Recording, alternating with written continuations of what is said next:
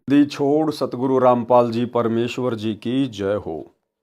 परम पिता परमात्मा सारी सृष्टि के रचनहार कुल मालिक असंख्य ब्रह्मांडों के स्वामी जगत गुरु तीनों लोकों में प्रवेश करके सबका भरण पोषण करने वाले राजाधिराज आत्माधार नाथों के नाथ देवों के देव महादेव सर्वेश्वर महेश्वर मृत्युंजय अजरो अमर आदि अनादि सनातनी प्रभु जगत पिता जगदीश्वर श्री श्री 1008 की उपाधि के वास्तविक अधिकारी अकाल मूरत शब्द स्वरूपी राम वासुदेव सर्वगतम ब्रह्म परम पूज्य प्रथम पूज्य परम संत परम पुरुष परम धनी परम दयालु सत्य कबीर हक्का कबीर अल्लाहु अकबर बाखबर अल्लाह ताला जगत के तारणहार जगत के मुक्तिदाता जगत के जगन्नाथ हारे के सहारे हिंदुओं के राम मुसलमानों के अल्लाह सिखों के वाहिगुरु ईसाइयों के मसीह दया के सागर दयानिधि करुणा के सागर करुणानिधि स्वयंभू परिभू संकट मोचन कष्ट हरण मंगल करण दुख भंजन अविगत कबीर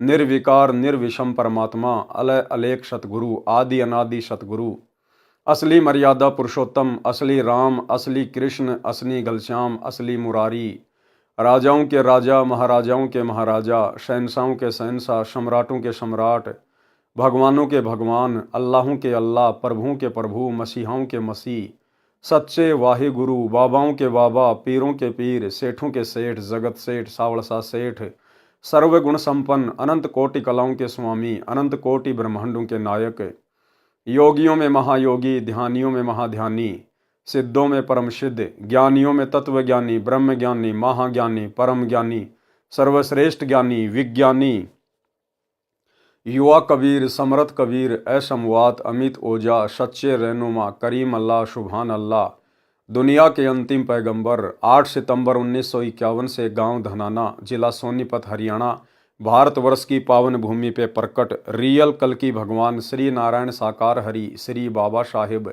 संत श्रोमणी सतगुरु रामपाल जी परमेश्वर जी के चरण कमल में साध संगति से जुड़े हुए देश विदेश से आप और हम सभी सत्सेवक भाई बहनों का अनंत कोटि दंडोत प्रणाम। सत्साई भाई और बहनों, दया परम पिता परमेश्वर जी की सारी सृष्टि के मालिक की सर्व ब्रह्मांडों के रचयिता सतगुरु रामपाल जी की जिनके विशेष आशीर्वाद से शुभ आशीर्वाद से इस कलयुग की बिचली पीढ़ी में आप और हम सभी आत्माओं को साध संगति नसीब हुई, क्योंकि साध संगति से ही हम एक नेक भगत बन सकते हैं, परमात्मा को प्राप्त करने योग्य साधक बन सकते हैं। हमारे अंदर मर्यादाओं को लेकर वो भय उत्पन्न हो सकता है, मोक्ष प्राप्ति के लिए वो चिंता उत्पन्न हो सकती है जो अति आवश्यक है।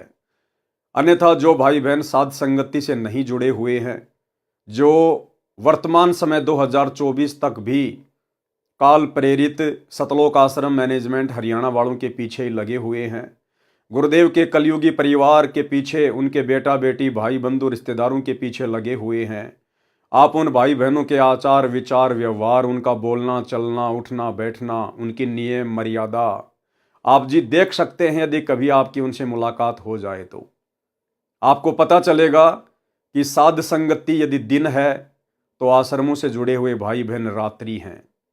साध संगति यदि गंध है तो शतलोक आश्रमों से जुड़े हुए भाई बहन दुर्गंध है। आप और हमारे विचारों में गुरुदेव भगवान को लेकर आप और हमारे क्या विचार हैं, आश्रम से जुड़ी हुई आत्माओं के क्या विचार हैं, रात और दिन का अंतर है।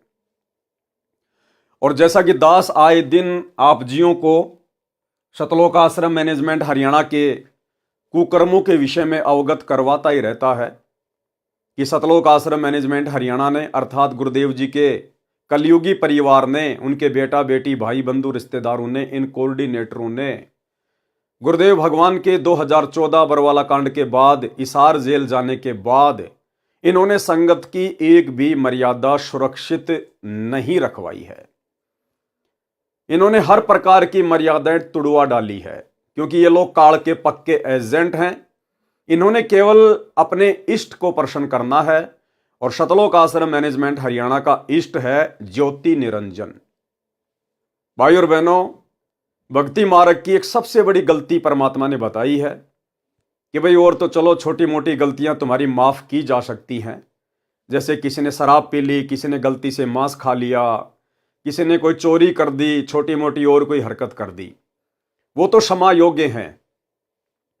परंतु एक भक्ति मार्ग में ऐसी गलती है, यदि वो गलती आपने एक बार भी कर दी तो भाई चांस बहुत कम है कि सतगुरु आपको माफ करे।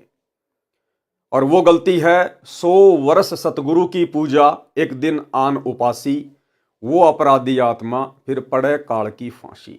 आन उपासना, अन्य देवी देवताओं की पूजा करना या अन्य देवी देवताओं की पूजा में सहयोग करना, शास्त्र विरुद्ध साधना में सहयोग करना, यह सबसे बड़ी गलती है। इसे परमात्मा माफ नहीं करता है, क्योंकि सतलोक में हमने यही तो गलती की थी। हमारा पूज्य इष्ट, हमारा पूज्य परमेश्वर कबीर परमात्मा सतगुरु रामपाल जी, और हमने सतलोक में आस्था लगा ली इस काल के ऊपर। यानी हमने अपने परमेश्वर से आस्था हटा के और इस काल के ऊपर लगा ली, और परमेश्वर ने उसी गलती के चलते हमें फिर उसी काल के साथ नीचे 21 ब्रह्मांड में भेज दिया। और अभी तक हम यहीं फंसे पड़े हैं, सतलोक गए नहीं हैं। परमात्मा सतलोक उस समय लेके जाएगा जब पूरी तरह से चेक कर लेगा, देख लेगा कि वैसी ही गलती ये आत्माएं फिर से तो नहीं करेंगी। अच्छी प्रकार से धो मांज के फिर परमात्मा हमें सतलोक के लिए तैयार करेंगे। लेकिन यहां सतलोक आश्रम मैनेजमेंट हरियाणा जिस शास्त्र विरुद्ध साधना में सहयोग करने के लिए गुरुदेव भगवान हमें मना करते हैं, हमें बार बार जगाते हैं कि बच्चों, गलत काम करना या गलत काम में सहयोग करना दोनों ही महापाप हैं। लेकिन सतलोक आश्रम मैनेजमेंट हरियाणा है कि उन्हें कोई फर्क ही नहीं पड़ता है। लगता है किसी ने उनके ज्ञान वाली नस काट दी है। जिस प्रकार हम सत्सेवक भाई बहन अपने इष्ट, अपने गुरुदेव भगवान को सदकर्म करके उनकी मर्यादाओं में चलते हुए उन्हें प्रसन्न करने का पूर्ण प्रयास कर रहे हैं, क्योंकि गुरु को प्रसन्न किए बिना हम लाख जन्म भी सतलोक नहीं जा सकते। भक्ति अपनी जगह है, लेकिन गुरु की मेहर विशेष चाहिए। इन बातां के पाइए कर सतगुरु नजर निहाल, और राजी कर सतगुरु रूठे नू। लेकिन दूसरी तरफ सतलोक आश्रम मैनेजमेंट हरियाणा, गुरुदेव का कलयुगी परिवार, ये कोऑर्डिनेटर अपने इष्ट ज्योति निरंजन को खुश करने का हम सत्सेवकों से कहीं ज्यादा भरकस प्रयास कर रहे हैं, क्योंकि काल ने इनकी स्पेशल ड्यूटी लगा रखी है कि तुम्हारा खुद का तो बेड़ा गर्क हुआ पड़ा है, तुम संत रामपाल जी की संगत का भी बेड़ा गर्क करो।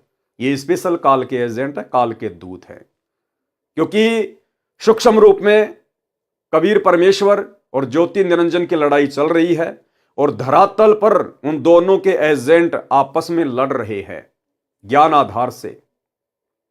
सतगुरु के एजेंट है सतसेवक, और ज्योति निरंजन काल के एजेंट हैं सतलोक आश्रम मैनेजमेंट हरियाणा वाले।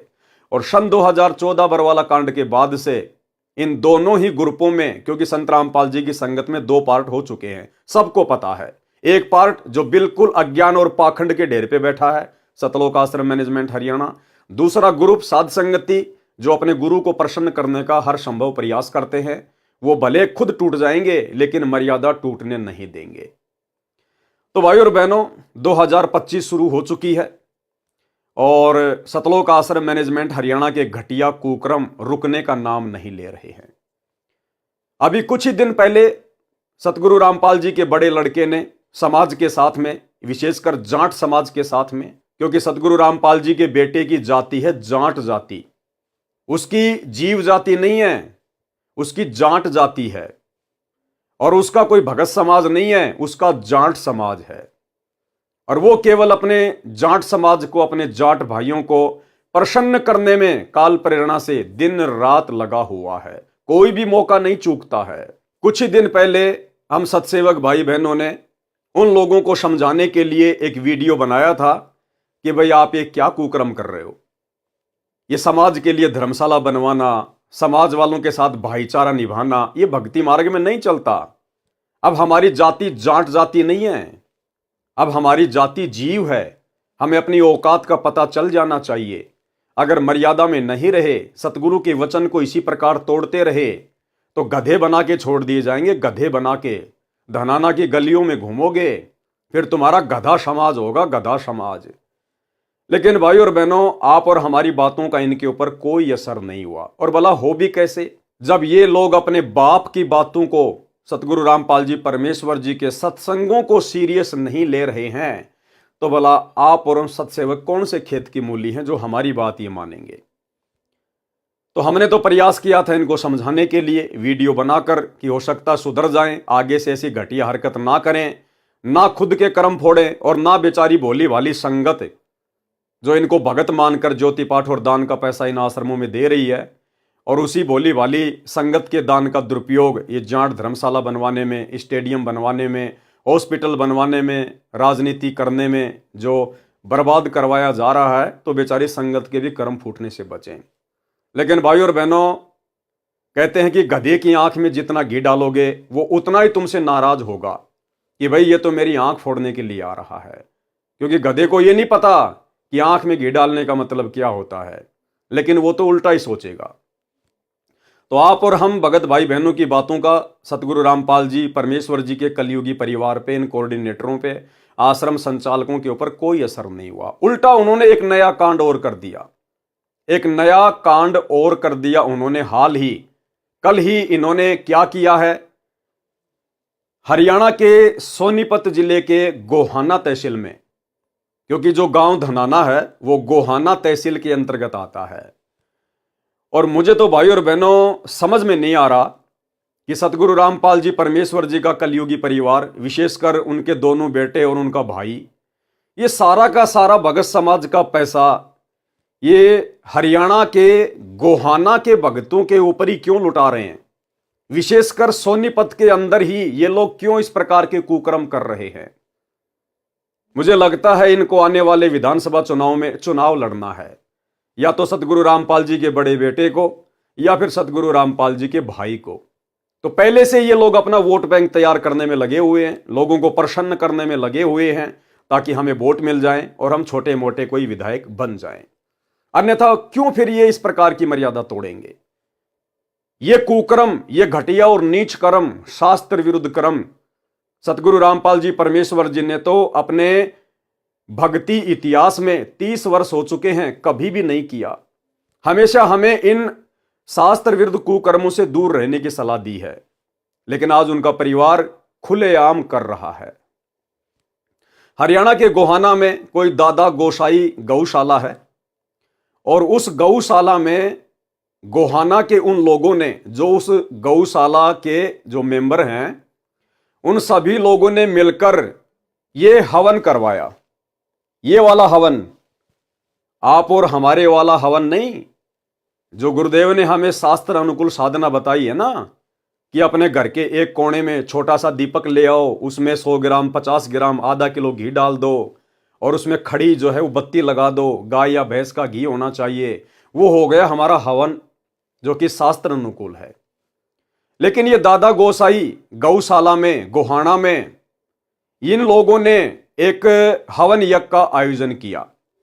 ये हवन यज्ञ महर्षि दयानंद सरस्वती वाला हवन यज्ञ, बड़ा सा गड्ढा खोद के उसमें लकड़ियां डाल के और घी के लोटे भर भर के डालो, स्वाहा स्वाहा, दुनिया भर का प्रदूषण, दुनिया भर के जीव उसमें मर जाते हैं, और शास्त्र विरुद्ध कर्म।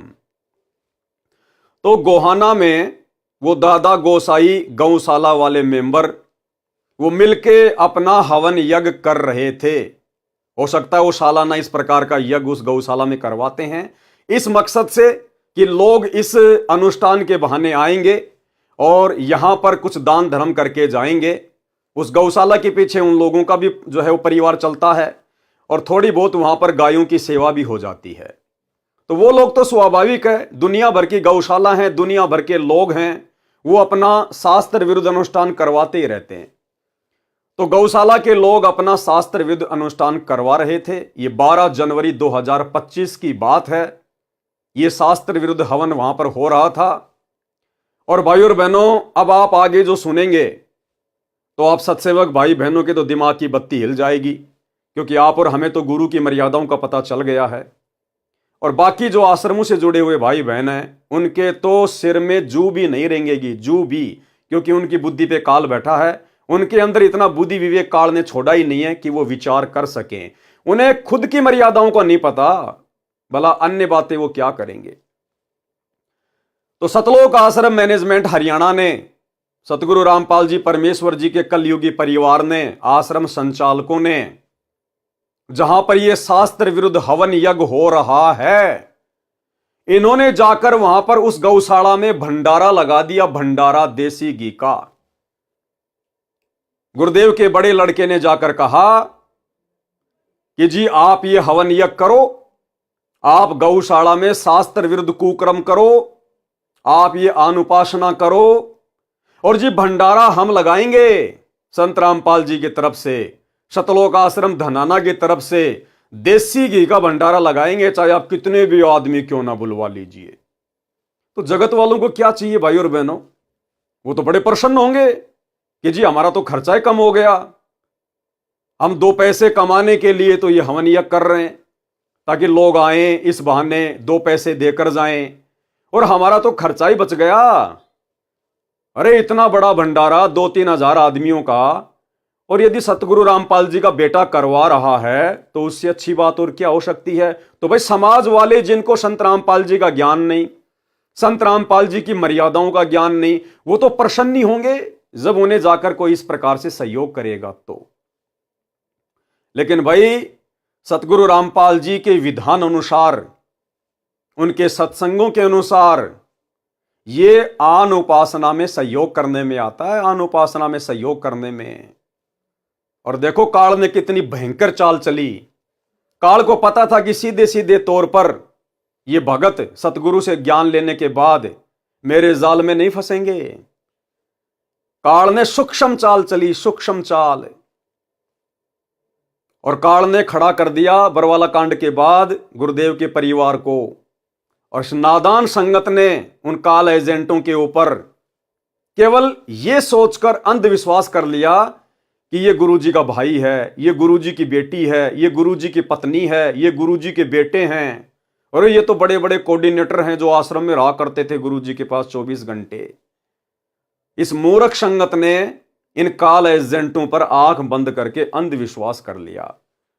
ये अंधविश्वास करना था अपने गुरुजी के ऊपर, अपने गुरुजी के ज्ञान के ऊपर, लेकिन काल ने अंधविश्वास करवा दिया इन अपने एजेंटों के ऊपर। और पिछले 10 वर्षों से जमकर संगत की मर्यादाएं तोड़वाई जा रही हैं, क्योंकि काल चाहता है कि 2028 युग परिवर्तन के दौरान मैं इन भक्तों की चोटी पकड़ के ले जाऊं यहां से, क्योंकि परमात्मा तो कोई रक्षा करेगा नहीं। भाई गुरुदेव का तो काल के साथ एग्रीमेंट है, गुरुदेव तो जबरदस्ती करेगा नहीं, वो तो अपने वचन का पक्का है। तो काल सूक्ष्म रूप से भयंकर तरीके से संगत की मर्यादा तोड़वाने में लगा हुआ है। हालांकि सतलोक आश्रमों से जुड़ी हुई संगत की मर्यादाएं शेष नहीं है, हर व्यक्ति हर प्रकार से खंडित है। इन आश्रमों में जाने वाला और इन नामदान सेंटरों पर जाने वाला एक भी व्यक्ति मर्यादित नहीं है, सुरक्षित नहीं है। कभी भी काल उनकी चोटी पकड़ के ले जा सकता है और ले जा रहा है। लेकिन भाई जब काल किसी को घसीटने पे आता है तो ढंग से घसीटता है, ढंग से उसकी चटनी बना के रख देता है। तो काल वर्तमान में सतलोक आश्रमों से जुड़ी हुई संगत की चटनी बनाने में लगा हुआ, चटनी। और भाई गुरुदेव के परिवार ने, इन कोऑर्डिनेटरों ने भी अपने इस कदर कर्म खराब कर लिए हैं कि आने वाले समय में जब इनके ऊपर आपत्तियों का पहाड़ टूटेगा, इन पे आपत्तियां नहीं आएंगी। आपत्तियां तो बहुत छोटा सा शब्द है, आपत्तियों का पहाड़। और उस समय फिर ये गुरुजी से प्रार्थना करेंगे, रोएंगे, चीखेंगे, चिल्लाएंगे। तो गुरुजी भी इनकी इतनी बड़ी बड़ी गलतियों को देखकर हाथ खड़े कर लेंगे कि बेटा तुम मेरे लिए कोई विशेष नहीं हो, तुम मेरे कोई सगे नहीं हो। क्या तुमने मुझे अपना बाप मान रखा है, फूफा मान रखा है, मामा मान रखा है, मुझे अपना पति मान रखा है? मंगलाचरण में क्या पढ़ा तुमने? गरीब परम शक्ति संगीतम रिद्धि सिद्धि दाता सोई अविगत गुण अतीतम सत्य पुरुष निर्मोही। बेटा मैं सत्य पुरुष हूं। कबीर तुम मुझे सतगुरु सतगुरु कहते हो ना, नालायको 30 साल हो गई, तुम्हें सतगुरु की परिभाषा का भी पता है? ना सतगुरु जननी जने और जाके माना बाप, पिंड ब्रह्मंड से रहित है ना वहां तीनों ताप। तो गुरुदेव कह देंगे, बेटा मैं किसी का बाप नहीं, मैं तो उसका बाप हूं जो मेरे वचन में रह के भक्ति करता है, जो मेरी मर्यादाओं में रह के भक्ति करता है, जिसने वास्तव में मुझे अपना बाप माना है। मैं तो उसका बाप हूं, तुम्हारा बाप नहीं हूं। और बच्चों, तुमने तो इतनी बड़ी बड़ी गलतियां कर दी, जबकि तुम्हें समझाने में, तुम्हारे पास में संदेशे भिजवाने में सत्सेवकों के माध्यम से मैंने पिछले 10 वर्षों से कोई कमी नहीं छोड़ी। अरे वो सत्सेवक बेचारे, वो कल के बच्चे, और तुम नालायकों 20-20 साल से, 30-30 साल से मेरे साथ हो, और तुम आज तक नहीं समझ पाए कि मेरा ज्ञान क्या है, मेरा भक्ति विधान क्या है, मेरी मर्यादा क्या है, सत्संगों में मैंने क्या बताया, क्या समझाया, तुम आज तक नहीं समझ पाए। और वो कल के बच्चे, मेरे जेल जाने के बाद जो संकल्प ले लेके जुड़े हैं, वो मेरे कल के बच्चे एडी से चोटी तक मुझे जान गए। भैया मैं निर्मोही हूं, निर्मोही, मेरा कोई सगा नहीं है। मेरा सगा वो है जो मेरी मर्यादा में रह के भक्ति करेगा। और भाई तुमने तो पहाड़ जैसी गलतियां कर रखी हैं, पहाड़ जैसी गलतियां। मैं भला अब तुम्हारी मदद कैसे कर सकता हूं? हाँ, यदि तुम्हारा कोई प्रारब्ध का, यदि कोई पुण्य शेष है, कोई दान धर्म का कोई अंश शेष है, तो भैया तुम्हारी सुरक्षा हो सकती है, अन्यथा मेरी तरफ से किसी प्रकार की कोई सुरक्षा की उम्मीद मत करना। तो भाई और बहनों, अब आपको दिखाता हूं ये गोहाना की गौशाला, जिसमें ये आनुपासी लोग, शास्त्र विरुद्ध साधना करने वाले लोग जो गौशाला खोल के बैठे हैं, आम जगत के लोग, इन्होंने अपना वार्षिक अनुष्ठान किया, ये हवन यज्ञ करवाया, और उस हवन यज्ञ में जबरदस्ती एंट्री कार्ड ने करवा दी सतलोक आश्रम मैनेजमेंट हरियाणा की कि जी भंडारा हम करवाएंगे। तो अब आपको दिखाते हैं सतलोक आश्रम मैनेजमेंट हरियाणा का भंडारा। और थोड़े दिन पहले ये लोग जो प्रचार कर रहे थे ना, ये सा न्यूज चैनल हरियाणा, सा न्यूज चैनल हरियाणा, यही सब खबरें डालने के लिए इन्होंने भक्तों की ड्यूटी लगाई थी, गांव गांव गली गली, कि लोगों के मोबाइल हाथ में ले लेके चैनल को सब्सक्राइब करवाओ। ये न्यूज दिखाने के लिए, इस पाखंड को, जिस पाखंड को समाप्त करने के लिए सतगुरु रामपाल जी सतलोक से चल के आए हैं, जिस शास्त्र विरुद्ध हवन को, पाखंड को समाप्त करने के लिए सतगुरु रामपाल जी ने दुनिया से पंगा लिया, ये महर्षि दयानंद के द्वारा शुरू किया गया पाखंड है, जिसके कारण 21 महीने गुरुदेव रोहतक की जेल में रहे, आज 10 साल से हिसार की जेल में बैठे हैं। इसी आन उपासना के अंतर्गत शास्त्र विरुद्ध साधना के तहत किया जाने वाला यह यज्ञ हवन जो गोहाना की उस गौशाला में किया जा रहा है, और उसमें सहयोग करने के लिए पहुंच गया सतलोक आश्रम मैनेजमेंट हरियाणा। तो सोचिए भाई और बहनों, ये सतगुरु के एजेंट हैं या काल के एजेंट हैं? अरे वो जगत वाले अपना अनुष्ठान कर रहे हैं, हमें क्या आपत्ति है, क्या ऑब्जेक्शन है? नालायको, तुम क्यों जबरदस्ती वहां पे एंट्री लेने चले गए? अरे हमारा क्या लेना देना? जहां पर इस प्रकार के शास्त्र विरुद्ध धार्मिक अनुष्ठान होते हैं, हमने तो उसके आसपास से भी गुजरने में डर लगना चाहिए, आसपास से गुजरने में भी। और जबरदस्ती तुम लोग वहां जाकर भंडारा कर रहे हो। और भाई और बहनों, इनको कोई न्योता नहीं देता है कि जी हम यहां पर ये प्रोग्राम कर रहे हैं, आप भंडारा कीजिएगा। नहीं, ये लोग जबरदस्ती जाते हैं समाज में अपना भाईचारा बढ़ाने के लिए, अपनी जो है वो प्रभुता दिखाने के लिए, क्योंकि अवश्य गुरुदेव के परिवार को चुनाव लड़ना है, गुरुदेव के लड़कों को अवश्य दोनों में से एक को आने वाले समय में सोनीपत से विधानसभा का चुनाव लड़ना है। इसीलिए ये लोग जबरदस्ती अपने समाज के अंदर, जाट समाज के अंदर घुसते हैं, जबरदस्ती कहीं भंडारा लगा दिया, कहीं धर्मशाला बनवा रहे हैं, कहीं पर स्टेडियम बना रहे हैं, कहीं पर ये बसें चला रहे हैं, कहीं रोडों का कार्य शुरू किया जा रहा है, कहीं पर एम्बुलेंस चलाई जा रही है। अन्यथा सोचिए भाई और बहनों, क्या पूरे इंडिया में गौशाला केवल हरियाणा के सोनीपत में है क्या? अरे एक ही जिले में है क्या? ये लोग जितने भी कार्य कर रहे हैं शास्त्र विरुद्ध, ये हरियाणा के सोनीपत में क्यों करते हैं? अपने जाट समाज वालों के लिए क्यों करते हैं? अरे बाकी स्टेट में भी तो सतलोक आश्रम खुले हुए हैं, वहां भी तो आसपास में गौशाला हैं, उनके भी तो धार्मिक हवन यज्ञ होते हैं। उधर भी तो अन्य समाज की धर्मशालाएं बन रही हैं। वहां के लोगों को भी तो बसों की आवश्यकता है, एम्बुलेंस की आवश्यकता है। वहां के लोगों के गांवों की भी तो सड़कें खराब हैं। फिर वहां इस प्रकार के कार्य क्यों नहीं किए जा रहे? केवल धनाना गांव के आसपास सोनीपत जिले में और विशेषकर गोहाना तहसील में ही और विशेषकर जाट समाज के अंतर्गत होने वाले कार्य ही क्यों किए जा रहे हैं? क्योंकि ये बेबुद्धि के लोग हैं। कौन? सतगुरु रामपाल जी के दोनों लड़के, ये बेबुद्धि के प्राणी हैं। सतगुरु रामपाल जी का भाई महा बेबुद्धि का प्राणी, और इनको किसी ने बांस के ऊपर चढ़ा रखा है कि भैया समाज में अपनी प्रभुता कायम करो, भाईचारा बढ़ाओ। आने वाले समय में तुमको विधानसभा का चुनाव लड़ना है, तुम्हारे को राजनेता बनना है। और ये ठहरे भंडारा एक्सपर्ट।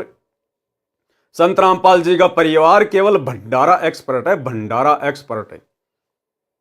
आप इनसे कैसा ही भंडारा करवा लो, और मैं गारंटी देता हूं भाई और बहनों, अगर गोहाना तहसील का या सोनीपत जिले का कोई बड़ा नेता, एमपी, एमएलए, अगर उसकी माता की या उसके पिताजी की डेथ हो जाए, निधन हो जाए, और वो एमपी या एमएलए संत रामपाल जी के बड़े लड़के के पास संदेशा भिजवाए कि भाई मेरी माता जी एक्सपायर हो गई है, परसों उसकी 13वीं है, और मैंने तो भाई 5 गांवों को निमंत्रण दे दिया, पूरे गोहाना तहसील को मैंने आमंत्रण दे दिया आने के लिए, भंडारे के लिए, और भाई मैं ये व्यवस्था कर नहीं पाऊंगा, इतना सक्षम नहीं हूं, तो आगे बोलने की जरूरत नहीं है उसको, विधायक को, एमपी को ना। आगे तो फिर काल प्रेरणा से सतगुरु रामपाल जी का बड़ा बेटा बोलेगा कि सरपंच जी टेंशन लेने की जरूरत को नहीं, यो वीरेंद्र पाल जब तक जिंदा है, जब तक यो भंडारा एक्सपर्ट जिंदा है, तब तक कोई दिक्कत को नहीं आने दे। और तुरंत फोन कर देगा सतलोक आश्रम धनाना में वहां के भंडारी को, राजवीर दास को, कि भाई राजवीर दास करिए, मूर्खों की सेना तैयार, और भाई भंडारा लगाना है यहां पे। मंत्री जी की माता जी की 13वीं चल रही है, इन्हें कोई फर्क नहीं पड़ता, क्योंकि यहां इस गौशाला में भी इन्होंने जाकर भंडारा लगा दिया जहां पर आन उपासना हो रही है, तो वो 13वीं भी आन उपासना है, और ये इस प्रकार का महर्षि दयानंद सरस्वती वाला हवन यज्ञ भी आन उपासना है। इन्हें कोई फर्क नहीं पड़ता भाई और बहनों, इन्हें केवल भाईचारा निभाना है, समाज में अपनी जो प्रभुता है उसको कायम करना है, क्योंकि इन लोगों ने चुनाव लड़ना है। तो अब ये छोटा सा वीडियो दास आपको दिखाना चाहेगा, देख लीजिएगा आप। इन्हीं सतलोक आश्रम वालों ने, इन बेबुद्धि के इंसानों ने अपने खुद के न्यूज चैनल पे डाला है, सा न्यूज हरियाणा, और क्या कह रहे हैं सुन लीजिएगा। हवन यज्ञ के साथ साथ भंडारे और रक्तदान का कार्यक्रम भी आयोजित हुआ। खास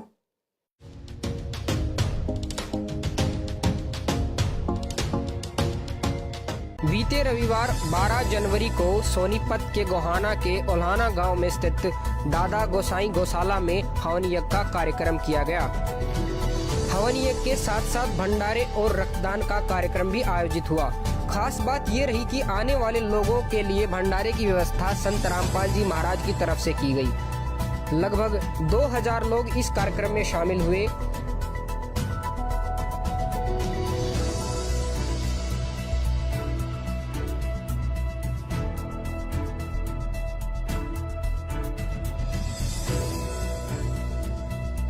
इस भंडारे में लोग इस कदर मुरीद हुए कि भंडारे की जमकर तारीफ की। यहाँ पे तो ये भंडारा वगैरह यहाँ पे जो व्यवस्था करवाई गई है, तो आपको कैसा लगा है भंडारा? बहुत बढ़िया भाई, इस तो बढ़िया है नहीं, खुद भंडारा तो बढ़िया। और यहाँ पे जो भंडारे की व्यवस्था करवाने समय जो साफ सफाई स्वच्छता के यहाँ पे पूरा ध्यान रखा गया। अब ये जगत वालों से इंटरव्यू ले रहे हैं सतलोक आश्रम मैनेजमेंट हरियाणा वाले कि यहाँ पर दादा गोसाई धर्मशाला में जो भंडारा लगाया गया है, आपको भंडारा कैसा लगा? तो जगत वाले भैया जो बेचारे डालडा का भंडारा खाते हैं, कहीं भी जाते हैं डालडा के उनको लड्डू मिलते हैं, डालडा का चूरमा मिलता है, तो जब उनको देसी घी का खाना मिलेगा तो वो तो बड़ाई करेंगे करेंगे। अरे जगत वालों को मुफ्त में खाने को मिल जाए, इससे अच्छा और क्या है? और जगत वाले क्यों नहीं बड़ाई करेंगे खा के भाई? क्योंकि ना बेचारों को संत रामपाल जी के ज्ञान का पता, ना इनको उनकी मर्यादाओं का पता। अगर ये किसी भगत का इंटरव्यू लें जो साध संगति से जुड़ा हुआ है तो 2 मिनट में इनकी धोती सी धोके रख देगा कि क्या भंडारा, नालायकों क्यों अपने कर्म खराब कर रहे हो, क्यों संगत की ऐसी तैसी करवा रहे हो। तुम्हारे बाप सतगुरु रामपाल जी ने कौन से दिन इन धार्मिक शास्त्र विरुद्ध इन हवन यज्ञों में सहयोग किया था। अरे 30 साल हो गई, क्या संत रामपाल जी के समय ये शास्त्र विरुद्ध धार्मिक अनुष्ठान नहीं होते थे क्या कभी संत रामपाल जी ने कभी भंडारा लगाया क्या। शतलोक आश्रम बरवाला के या करोथा के अलावा कभी सतगुरु रामपाल जी ने इस प्रकार जगत वालों के लिए आन उपासना में सहयोग करते हुए भंडारा लगाया क्या।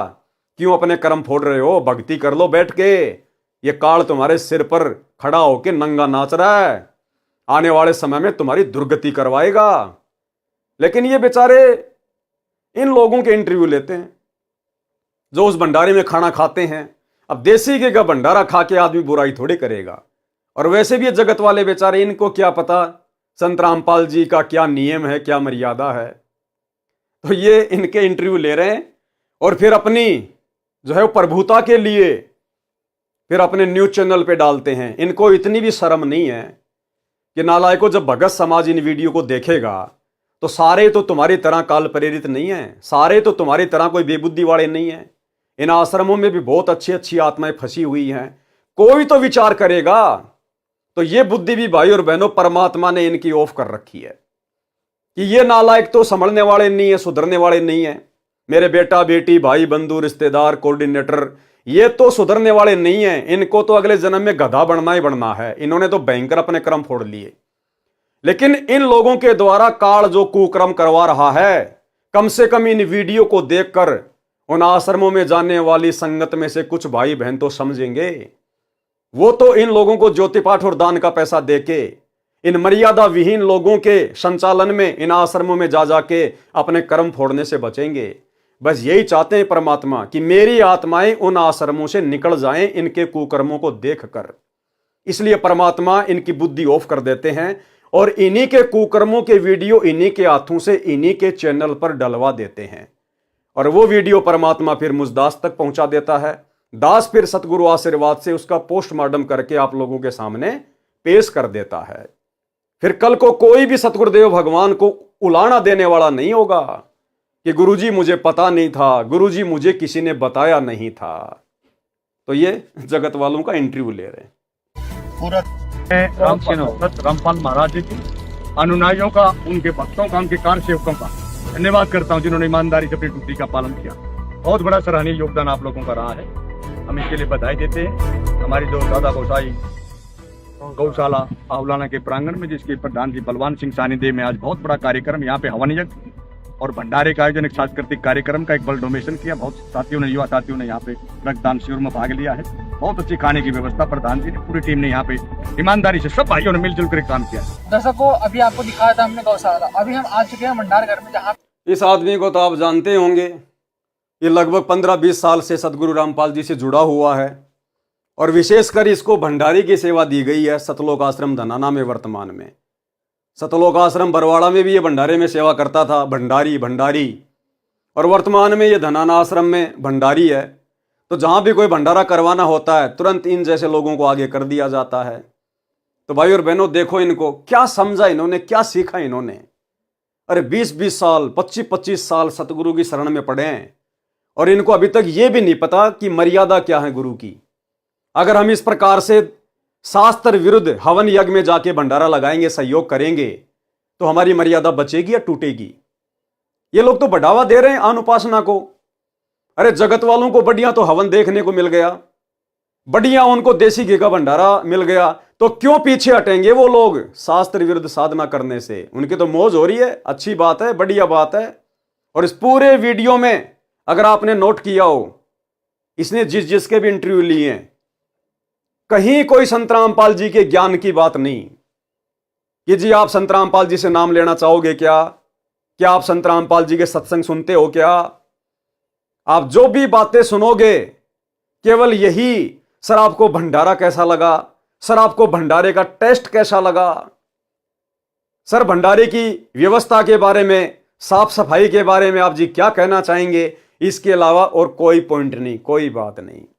तो भाई और बहनों, सतलोक आश्रम मैनेजमेंट हरियाणा की बुद्धि पे काल नंगा होके नाच कर रहा, नंगा होके। इन लोगों की तो मंत्रा की तरह बुद्धि हर ली गई है, हर ली गई है।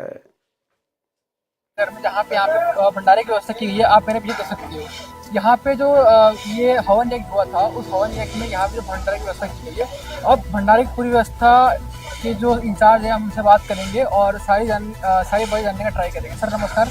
नमस्कार जी। क्या नाम है सर आपका? राजवीर दास। सर आप कहाँ से हैं? सतलोक आश्रम तराना धाम से। सर सतलोक आश्रम से हैं आप तो, और यहाँ पे जो पूरे भंडारे की व्यवस्था सुनने में आया कि आश्रम की तरफ से हुआ है, इसके पीछे क्या पूरा प्रोसीजर रहा? प्रोसीजर तो यही है जी, गौशाला के प्रधान जी के दर्शन की गुरुजों के पास उन्होंने प्रार्थना करना की, परमात्मा का आदेश आ गया, तो आदेश को पाकर हम यहाँ भंडारे की व्यवस्था करने के लिए सतलोक आश्रम तराना से सभी सेवादार इकट्ठे होकर सेवा में आते हैं। तो ये बताइए कि यहाँ पे अभी तो आपके साथ में कितने लोग आए थे टीम में व्यवस्था करने के लिए, या फिर पूरा भंडारा बनाने के लिए पूरी व्यवस्था की? 15 से 20 सेवादार हैं जो भंडारे की व्यवस्था को संभालते हैं। परमात्मा की दया से बहुत अच्छा भंडारा चल रहा है, आप लोग देख भी रहे हो, किसी प्रकार की कोई त्रुटि नहीं है, साफ सफाई का विशेष ध्यान रखा जा रहा है। और यहाँ पे जो ये भंडारा वगैरह हुआ है, तो क्या आपके जो अपने यहाँ पे व्यवस्था करवाई उससे वो संतुष्ट है, या फिर आपसे उनका जो तालमेल वगैरह है, कैसा रहा आपका सारा बातचीत होती? नहीं, गुरुजों की दया से बहुत अच्छा तालमेल है और आगे भी रहेगा। भविष्य में भी परमात्मा की दया से ऐसे भंडारे के अनुसार चलते रहेंगे। तो तालमेल बहुत अच्छा है, व्यवस्था से भी वे खुश हैं, सभी भाई खुश हैं, गाँववासी भी खुश है, जो भंडारा ग्रहण कर रहे हैं वे भी खुश हैं। ठीक, धन्यवाद सर। Thank you. तो भाई और बहनों, ये छोटी सी जानकारी थी जो आप सभी भगत भाई बहनों को देनी थी, क्योंकि दास की तो ड्यूटी, दास की सेवा परमात्मा ने यही लगा रखी है कि परमेश्वर ने जिन आत्माओं को चुन लिया है सतलोक के लिए और साथ संगति से जोड़कर परमात्मा जिनकी ट्रेनिंग ले रहे हैं, उन्हें योग्य बना रहे हैं। जो थोड़ी बहुत कमियां हमारे अंदर है, परमात्मा उनको दूर करवा रहे हैं।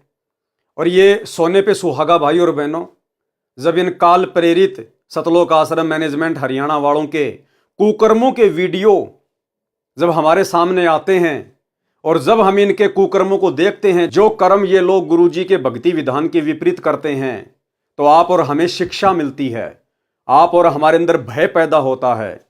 हम और गुरुदेव के निकट आते हैं कि हे गुरुदेव भगवान, अपने दास पर, अपनी दासी पर दया रखना मालिक, हमारे ज्ञान योग को खोल के रखना परमात्मा।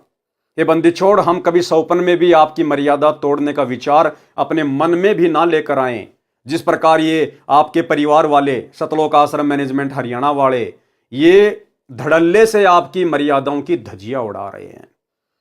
तो भाई और बहनों, शुक्र मनाओ, गुरुदेव का 100 बार धन्यवाद करो कि गुरुदेव ने आप और हम सभी आत्माओं को साध संगति से जोड़ दिया। अन्यथा आज हम भी इन लोगों के पीछे लग के इन आश्रमों में जा जाके इन कुपात्रों को ज्योति पाठ और दान का पैसा दे दे के अपने कर्म फोड़ रहे होते, कर्म। और आने वाले समय में क्या बीतेगी आप जी देख लेना इनके साथ में। तो इस वीडियो में आपको ये छोटी सी जानकारी देनी आवश्यक थी, क्योंकि ये लोग तो समझने वाले नहीं हैं, इनकी बुद्धि पे तो काल बैठा है। लेकिन आप और हम भगत भाई बहन इस प्रकार की घटिया और शास्त्र विरुद्ध साधना में सहयोग करने वाली हरकतों को देख देख कर हम सावधान रहें, हमारे से भविष्य में ऐसी कोई गलती गुरुदेव के मार्ग में ना हो जाए। तो अब हम आज के वीडियो में आगे बढ़ते हैं। आज गुरुदेव भगवान के आशीर्वाद से, उनके कर कमल से लिखित पवित्र पुस्तक मुक्ति बोध के ऊपर ये 8वें नंबर का वीडियो है। प्रत्येक वीडियो में गुरुदेव भगवान के आशीर्वाद से हमें बहुत कुछ समझने और सीखने को मिलता है। आज की वीडियो में विशेषकर गुरुदेव भगवान ने सुखदेव ऋषि की जो कथा है उसको शामिल किया है। वैसे गुरुदेव ने हमें बहुत बार यह कथा सुना रखी है, सत्संगों में इसका जिक्र किया हुआ है। इसलिए गुरुदेव भगवान के कर कमल से लिखित पुस्तक को पढ़ने सुनने से भी हम पुण्य के भागी बनते चले जाते हैं। तो जहां कोई विशेष पॉइंट आएगा, दास जरूर सतगुरुदेव की प्रेरणा से विश्लेषण करेगा, अन्यथा हम इन कथाओं को पढ़ेंगे। इनको पढ़ने मात्र से भी हम पुण्य के भागी बनते हैं। तो ये पवित्र ग्रंथ मुक्ति बोध, पेज नंबर 61। गरीब सुखदेव सुख में उपजे, राई सींग समोई, नो नाथ और सिद्ध 84 संग उपजे थे दोई। सुखदेव ऋषि की उत्पत्ति कथा। सरलार्थ, जिस समय भगवान शिव जी ने पार्वती जी को अमर मंत्र दिया उस समय एक स्थान पर सूखा पेड़ था, उसके नीचे आसन लगाया। कारण यह था कि इस अमर नाम को कोई अन्य जीव सुन ले और वह भी अमर हो जाए, और बुरे स्वभाव का जीव यदि आध्यात्मिक शक्ति संपन्न हो जाएगा तो वह उसका दुरुपयोग करके भले व्यक्तियों को सताएगा। क्या कह रहे हैं परमात्मा? पॉइंट पे ध्यान देना भाई और बहनों। इसलिए गुरुदेव भगवान ने अभी तक किसी को भी ओरिजिनल सारनाम सार शब्द नहीं दिया। क्यों नहीं दिया वो अमर मंत्र? क्योंकि गुरुदेव भगवान को पता है कि यदि ओरिजिनल सारनाम दे दिया गया तो सारनाम लेने के बाद उसका जाप करने से, सुमरण करने से भगत में जुबान सिद्धि आ जाती है, जुबान सिद्धि। और परमेश्वर को पता था कि ये मंत्र यदि मर्यादा विहीन के हाथ लग गया, यदि किसी ऐसी आत्मा को दे दिया गया जो इस मंत्र का जाप भी करेगा और मर्यादा भी तोड़ के रखेगा, तो मर्यादा तोड़ने से तो आएगी उसके अंदर दुर्बुद्धि काल प्रेरणा से, और ये अमर मंत्र जाप करने से आएगी उसमें शक्ति। वो तो सत्यानाश कर देगा, समाज का सत्यानाश। इसलिए गुरुदेव भगवान ने अभी तक ये मंत्र किसी को नहीं दिया है। और वही बात यहां है, क्या है कि शंकर भगवान पार्वती को एकांत स्थान में लेके गए कि जहां पर उस मंत्र को कोई सुन ना ले। कौन सा मंत्र? वो सोहम मंत्र, प्रथम मंत्र जो आज हमें गुरुदेव ने 7 मंत्र दिए हैं, उसके बीच बीच के 5 मंत्र देवी देवताओं के, वो 5 मंत्र भी सुनाने के लिए शंकर जी अपनी पत्नी पार्वती को एकांत स्थान पर लेके गए ताकि कोई व्यक्ति इनको सुन ना ले। यदि किसी ऐसे वैसे अनधिकारी व्यक्ति ने यह मंत्र सुन लिए तो उसके अंदर शक्ति आ जाएगी, शक्ति, और फिर वो समाज के लिए घातक सिद्ध हो सकता है। तो भला सतगुरु रामपाल जी परमेश्वर मंत्रों के बाप अमर मंत्र को, सार नाम को, भला ऐसे किसी को कैसे दे देंगे? सतगुरु रामपाल जी तो अंतर्यामी हैं, उन्हें तो आगे पीछे सब कुछ पता है कि कौन मर्यादा में है, कौन आगे चल के मर्यादा तोड़ेगा, कौन जाके काल की गोद में बैठेगा, कौन अधिकारी है कौन नहीं है। तो गुरुदेव भगवान भला ऐसे कैसे किसी को सार नाम सार शब्द दे देंगे? उसके बाद तो जुबान सिद्धि आ जाती है। और अगर इनको वो सार नाम अमर मंत्र दे दिया होता तो भाई और बहनों, गुरुदेव के जेल जाने के बाद शतलोक आश्रम मैनेजमेंट हरियाणा के गुरुदेव के परिवार के कुक्रम भी आपके सामने हैं। तो गुरुदेव भगवान को तो ये सारे कुक्रम पहले ही दिखाई दे रहे थे, बरवाला कांड से पहले। इसलिए गुरुदेव ने किसी को भी सार नाम सार शब्द नहीं दिया। मालिक को पता था ये सत्यानाश कर देंगे, सत्यानाश। और सबसे पहले तो जुबान सिद्धि से बद्दुआ दे दे के मेरे सत्सेवक बच्चों को मार देंगे ये, क्योंकि मेरे सत्सेवक बच्चे आगे चलकर इनके अज्ञान और पाखंड की डंके की चोट पे पोल खोलेंगे, डंके की चोट पे। और जब आज ही ये लोग हमारा जीना दूभर कर रहे हैं, हमारे ऊपर मुकदमे लगा दिए, जेल करवा दी, साथ संगति में आके मार पिटाई करते हैं, घरों में घुस घुस के गुंडे ला ला के हमारे साथ मार पिटाई करवाते हैं, तो गुरुदेव को क्या इन बातों का पता नहीं था कि अगर इनको वो सार नाम सार शब्द दे दिया तो इनको तो पुलिस और गुंडों की भी जरूरत नहीं पड़ेगी, ये तो जुबान सिद्धि से बद्दुआ दे दे के मेरी संगत का सत्यानाश कर देंगे। इसलिए परमात्मा ने अभी तक वो अमर मंत्र किसी को नहीं दिया। वो अमर मंत्र के लिए परमात्मा अब अपनी आत्माओं को साथ संगति से जोड़ के योग्य बना रहे हैं। तो क्या कहा शंकर जी ने, क्या कारण था? कारण यह था कि इस अमर नाम को कोई अन्य जीव सुन ले और वह भी अमर हो जाए, और बुरे स्वभाव का जीव यदि आध्यात्मिक शक्ति संपन्न हो जाएगा तो वह उसका दुरुपयोग करके भले व्यक्तियों को सताएगा। जिस प्रकार ये मैनेजमेंट वाले बुरे स्वभाव के व्यक्ति आज हम भले आदमी सत्सेवकों को सता रहे हैं, तो वह उसका दुरुपयोग करके भले व्यक्तियों को सताएगा। इसलिए सब गुरुजन एकांत स्थान पर केवल उपदेश देने योग्य हुए व्यक्तियों को ही बैठाकर नाम देते हैं। भगवान शंकर जी ने अपने हाथों से ताली बजाई, जिसका भयंकर नाद यानी शोर हुआ। आसपास के पशु तथा पक्षी डरकर दूर चले गए। सूखा वृक्ष इसलिए चुना था कि कोई पक्षी आएगा तो तुरंत दिखाई देगा। उस वृक्ष की खोगर यानी वृक्ष के थोते तने में मादा तोते ने अंडे पैदा कर रखे थे। एक अंडा अस्वस्थ था, अन्य स्वस्थ थे। वे शंकर जी की ताड़ी यानी हाथों की आवाज से ही पक्षी बनकर उड़ गए। वह खराब गंदा हुआ अंडा रह गया। जिस जीव को वह अंडा प्राप्त हुआ था वह उस अंडे में बैठा था, उसके परिपक्व होने तथा स्वयं को शरीर प्राप्त करने का इंतजार कर रहा था। जैसे बच्चा गर्भ में आने से ही माता पिता उसे अपना मान लेते हैं, इसी प्रकार जीव जिस शरीर या अंडे में प्रवेश होता है तो उसे अपना मान लेता है। मृत्यु के उपरांत शमशान घाट पर अंतिम संस्कार के पश्चात बची हुई हड्डियों के टुकड़ों को उठाकर किसी अथाह दरिया में बहा देते हैं, जिसको अस्थियां उठाना या फूल उठाना कहते हैं। अब आम समाज में जब कोई व्यक्ति मर जाता है, स्त्री या पुरुष, उसके बाद उनकी हड्डियों को गंगा जी में क्यों जल प्रवाहित करके आते थे, उसका क्या कारण था जो आज एक परंपरा बनी हुई है। उसका कारण यही था भाई और बहनों कि शास्त्र अनुकूल साधना तो थी नहीं, और मरने के बाद में फिर क्या होगा, वो प्रेत योनि में जाएगा या फिर वो नरक में जाएगा। यदि शरीर छूटने के बाद में किसी को प्रेत योनि मिल गई तो वो प्रेत सीधा सूक्ष्म रूप में अपने उसी गांव, अपने उसी घर में आता है, और घर में आने के बाद फिर वो देखता है कि यहां तो सब रो रहे हैं, क्यों रो रहे हैं, मैं तो आ गया। अब उसको ये नहीं पता कि मेरा शरीर छूट गया, और वो घर वालों से कहता है, बातें करता है कि तुम क्यों रो रहे हो, मैं आ गया, मैं जिंदा हूं, आगे लिखा हुआ इसमें। लेकिन जो दूसरे जो प्रेत होते हैं, क्योंकि भाई और बहनों अनगिनत प्राणी प्रेत योनि में, भूत योनि में आप और हमारे चारों तरफ घूमते रहते हैं, वो सूक्ष्म शरीर में होते हैं, इसलिए हमें दिखाई नहीं देते। और एक सत्संग में गुरुदेव भगवान ने बताया कि प्रत्येक स्त्री या पुरुष के अंदर भूत रहते हैं, प्रेत रहते हैं। अब ये बात अलग है कि उनके संस्कारवश वो उनको दुखी नहीं करते, उनको परेशान नहीं करते। बाकी सबके अंदर प्रेत हैं, सबके अंदर भूत हैं, केवल हम भक्तों को छोड़कर, सतगुरु रामपाल जी परमेश्वर जी के मर्यादित भक्तों को छोड़कर सभी के अंदर भूत प्रवेश हैं, जो है प्रेत प्रवेश हैं। तो जब वो प्रेत योनि प्राप्त करके सीधा अपने घर पे आता है तो घर वालों से कहता है कि तुम रो क्यों रहे हो, मैं आ तो गया। लेकिन घर वाले उसको सुन नहीं सकते, उसको देख नहीं सकते। फिर अन्य जो प्रेत होते हैं, जो घूम रहे होते हैं वहां पर, जिनको एक्सपीरियंस हो जाता है इस बात का, वो कहते रहे भाई तू सूक्ष्म शरीर में है और ये तेरे को सुन नहीं सकते, तेरे को देख नहीं सकते। ये फिर उसको चिंता बनती है कि फिर मेरा शरीर कहाँ है। फिर उसको याद आया कि मेरे को तो शमशान घाट में लेके गए थे। फिर वो शमशान घाट में जाता है और वहां जाके उसका शरीर तो मिलता नहीं। फिर वहां जो हड्डियां वड्डियां होती हैं, वो उन हड्डियों को अपना शरीर समझ के उनसे चिपक जाता है, वो उनसे चिपक जाता है।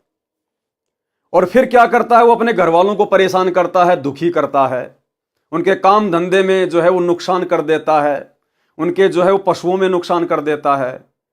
तो फिर जो अन्य लोग थे, जो पंडित, जो ब्राह्मण लोग थे, उन्होंने बताया कि साहब ऐसी ऐसी बात है, वो प्रेत योनि को प्राप्त है और वो तुम्हें दुखी कर रहा है। तो फिर मरने के बाद में कि भाई जब तक उसका ऊपर हिसाब किताब पूरा होगा तब तक हम इसकी हड्डियों को किसी ऐसी जगह पे डाल के आ जाते हैं जहां पर ये जा ना सके, जहां इसको मालूम ही ना पड़े कि मेरी हड्डियां कहां गई। तो इस परेशानी से बचने के लिए ये गंगा जी में अस्थियां प्रवाहित करने की परंपरा चली थी। अब हम हो गए सतगुरु रामपाल जी के भगत, हमें मिल गई शास्त्र अनुकूल साधना, तो हम प्रेत बनेंगे नहीं।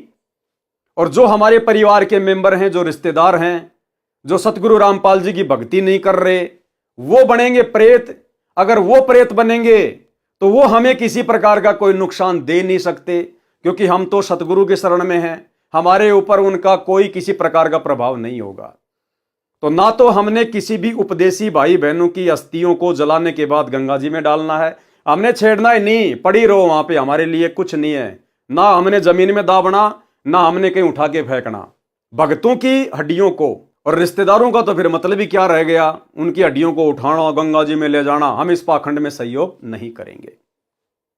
और दूसरा क्या था भाई और बहनों, जब वो प्रेत आता था, शमशान में जाता था, हड्डियों से चिपक जाता था, उसके बाद जो ये सेवड़े होते हैं जंत्र मंत्र करने वाले, ये जंत्र मंत्र करके और उस आत्मा को अपने वश में कर लेते थे। और यदि किसी का कोई मूठ छोड़नी हो, किसी के ऊपर कोई वशीकरण करना हो, किसी का कोई बुरा करना हो, कोई हानि करनी हो, तो लोगों से पैसे वासे लेके ये फिर उन आत्माओं का वहां पर ये दुरुपयोग किया करते थे। तो इस कारण से भी ये जो एक जो परंपरा थी अस्थियों को गंगा जी में डालने की, ये शुरू हुई थी। लेकिन अब ये परंपरा आप और हमारे लिए नहीं है। हम सच्चे गुरु की शरण में आ गए, सर्वशक्तिमान परमात्मा की शरण में आ गए, जिस परमात्मा से ये भूतों का नाथ काल भगवान भी डरता है, कांपता है। फिर भला ये छोटे मोटे भूत प्रेत आप और हमारा क्या बिगाड़ लेंगे। ना हमने अपने किसी रिश्तेदार का इस पाखंड में सहयोग करना है। तो फिर बाद में वो प्रेत उसको बताते हैं कि भैया ना तेरे को कोई देख सकता, ना तेरे को कोई सुन सकता है। तो ठीक इसी प्रकार भाई और बहनों, वो जो जीव आत्मा थी, जो उस पेड़ के खोगर में, जो उस गंदे अंडे में थी, वो उसी को अपना शरीर मान के उससे चिपकी हुई बैठी थी। मृत्यु के उपरांत शमशान घाट पर अंतिम संस्कार के पश्चात बची हुई हड्डियों के टुकड़ों को उठाकर किसी अथाह दरिया में बहा देते हैं, जिसको अस्थियां उठाना या फूल उठाना कहते हैं। उसका कारण यह है कि जो जीव उस मानव शरीर स्त्री या पुरुष में रहा है, उसका उस शरीर में अधिक मोह हो जाता है। जैसे मानव को कोई असाध्य रोग हो जाता है तो अपने शरीर की रक्षार्थ सर्व धन लगा देता है। शरीर इतना प्रिय लगता है, मृत्यु के उपरांत यदि उस प्राणी को अन्य शरीर नहीं मिला तो वह प्रेत योनि में जाता है, भूत बनकर सूक्ष्म शरीर में रहता है। वह धर्मराज के दरबार में ऑफिस से अपना हिसाब किताब करवाता है। यदि प्रेत योनि प्राप्त करता है तो अपने घर आता है, अपने परिवार के व्यक्तियों से मिलकर बातें करने की कोशिश करता है और कहता है कि क्यों रो रहे हो, मैं आ गया हूं। परंतु सूक्ष्म शरीर होने के कारण परिवार के व्यक्ति न उसे देख पाते हैं और न उसकी आवाज सुनते हैं। तब उसको अन्य प्रेत बताते हैं जो आसपास में घूमते रहते हैं बहुत। तब उसको अन्य प्रेत बताते हैं कि ये तेरे को देख नहीं पा रहे हैं क्योंकि तेरा स्थूल शरीर नहीं रहा। ठीक इसी प्रकार भाई और बहनों, हम भगत भाई बहन अब इतने होशियार हो गए हैं गुरुदेव के ज्ञान आधार से, परमेश्वर के आशीर्वाद से। अब गुरुजी की मर्यादा तो छोड़िए आप, गुरुदेव भगवान ने हमें जो मर्यादा, जो नियम जो बताए हैं, आप उनकी तो बात छोड़ दीजिए, वो तो हमने निभाने हैं। हमने अन्य प्रकार की भी कोई मर्यादा नहीं तोड़नी चाहिए। हम ये ना सोचें कि मैं अकेला हूं, मुझे कोई देख नहीं रहा है। ये प्रेत, ये भूत, हमारे दादा, हमारे परदादा, हमारे गांव वाले, आड़ोस पड़ोस वाले, वो सब प्रेत योनियों में भटक रहे हैं, घूम रहे हैं और वो हमें सब देख रहे हैं। यदि हम कोई भी ऐसी वैसी हरकत करते हैं तो देखो, अगर हम अपने मन में सोचेंगे तो हमारा गुरुदेव भगवान देख रहा है, हम उससे नहीं बच सकते। और वैसे देखें कि मैं तो एकांत स्थान पे हूं, मुझे कोई देख नहीं रहा है, किसी से मोबाइल से बातें कर रहे हैं, अश्लील चैटिंग कर रहे हैं, या ऐसी कोई मर्यादा तोड़ रहे हैं भगत होने के बाद भी, या कोई मिलावट कर रहे हैं, कोई चोरी कर रहे हैं, कोई ठगी कर रहे हैं, कोई रिश्वत ले रहे हैं, या किसी माता बहन की तरफ कोई गंदी नजर कर रहे हैं, या ऐसी वैसी कोई भी हरकत, तो आप ये ना सोचिए कि मुझे कोई देख नहीं रहा। पहली बात तो अंतर्यामी सतगुरु रामपाल जी भगवान आपकी हर हरकत को देख रहा है। ये बाहरी हरकत तो छोड़ दीजिए, आपके मन में भी जो हरकत चल रही है वो भी आपके गुरु से दूर नहीं है। और यदि किसी को लगता है कि कौन अंतर्यामी, काहे का भगवान, कौन देखता अंदर की, तो फिर इस कथा से हमें शिक्षा ले लेनी चाहिए कि हमारे आसपास बहुत सारी आत्माएं भटकती रहती हैं, वो हमें पल पल देख रही है। और जब हम वो कुकर्म करते हैं तो आपस में फिर हमारे जो पूर्वज होते हैं, जो गांव वाले होते हैं, फिर वो आपस में बातें करते हैं कि देख ये नालायक गधा इंसान, हमारा तो शरीर छूट गया, हम तो दुखी हो रहे हैं। ये भी भूत बनने की तरफ आगे बढ़ रहा है और उसको समझाने का प्रयास करते हैं। वो चिल्लाते हैं लेकिन नालायक ये काम मत कर, पर नारी को देखिए बहन बेटी के भाव, कहे कबीर कामनाश का यही सहज उपाय। और भक्ति मार्ग में आने के बाद, इतना ज्ञान लेने के बाद, जब हम शारीरिक संबंध बनाते हैं, पति पत्नी वाले कुक्रम को नहीं छोड़ते हैं, तो हमें लगता है हम तो एकांत कमरे में हैं, हमने तो लाइटें वाइटें बंद कर दी, हमें कौन देख रहा अब रात्रि में। वो तुम्हारे दादा परदादा, तुम्हारी दादी, तुम्हारे गांव वाले, अन्य वो प्रेत, वो तुम्हारे वो मजे लेते रहते हैं। जिस प्रकार ज्ञान से अनजान व्यक्ति पोर्न फिल्म देखता है मोबाइल में, टीवी पे सेक्सी फिल्म देखता है और एकांत में बैठ जाएगा कहीं छत पे या कहीं कमरे में या कहीं खेत खात में, और सोचता है मुझे कोई नहीं देख रहा। लेकिन वहां उसके दादा परदादा गांव वाले जो प्रेत बन के घूम रहे हैं वो सब देख रहे हैं, वो मजे भी लेते हैं उनके और धिक्कारते भी हैं कि बेटा बहुत अच्छी बात है, देख देख कर कुकर्म, जल्दी भूत बनेगा, हमारे भूत समाज का नाम रोशन करेगा, हमारे भूत समाज की, हमारे जो प्रेत समाज की जनसंख्या बढ़ाएगा तू, बहुत अच्छी बात है बेटा कर। तो भाइयों और बहनों, हमें हर तरफ से काल ने बांध रखा है, हम सुरक्षित नहीं हैं।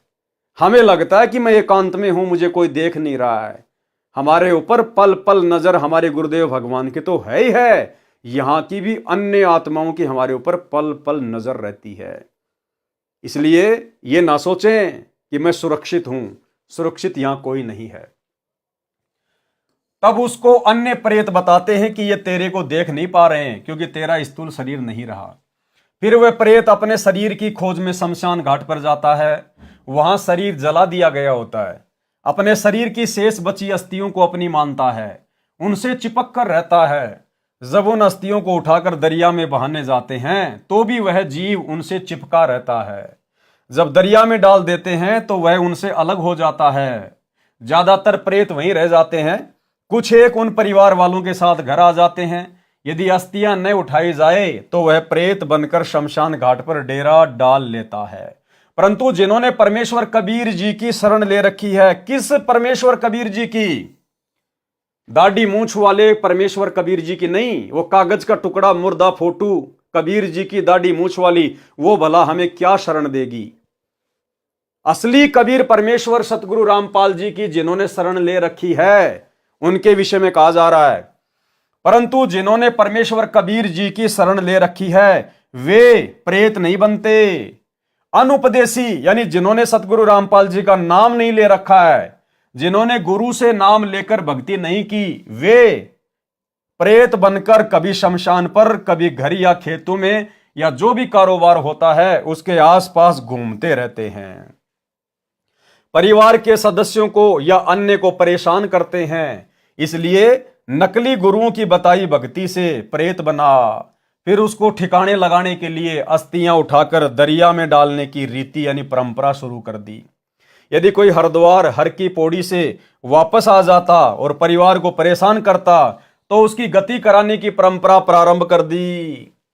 13वीं 17वीं महीना 6 माही फिर बरसी मनाने लगे, फिर भी बात नहीं बनी, भूत तंग करता रहता तो उसके श्राद्ध प्रारंभ कर दिए कि अब ये पितर बन गया है, उसकी गति के लिए पिंड भरवाओ, आदि आदि क्रियाएं परिवारजनों पर थोपी गई। इसलिए भाई और बहनों, गुरुदेव भगवान विशेषकर जो उनकी शरण में आ जाता है, उनसे उपदेश लेता है, उन सभी आत्माओं को ये सारे शास्त्र विरुद्ध कर्म करने से मना करते हैं, क्योंकि इसका मुख्य कारण ये है जो गुरुदेव ने यहां पर लिखा हुआ है। उसी स्वभाव से अंडे से एक जीव चिपका था।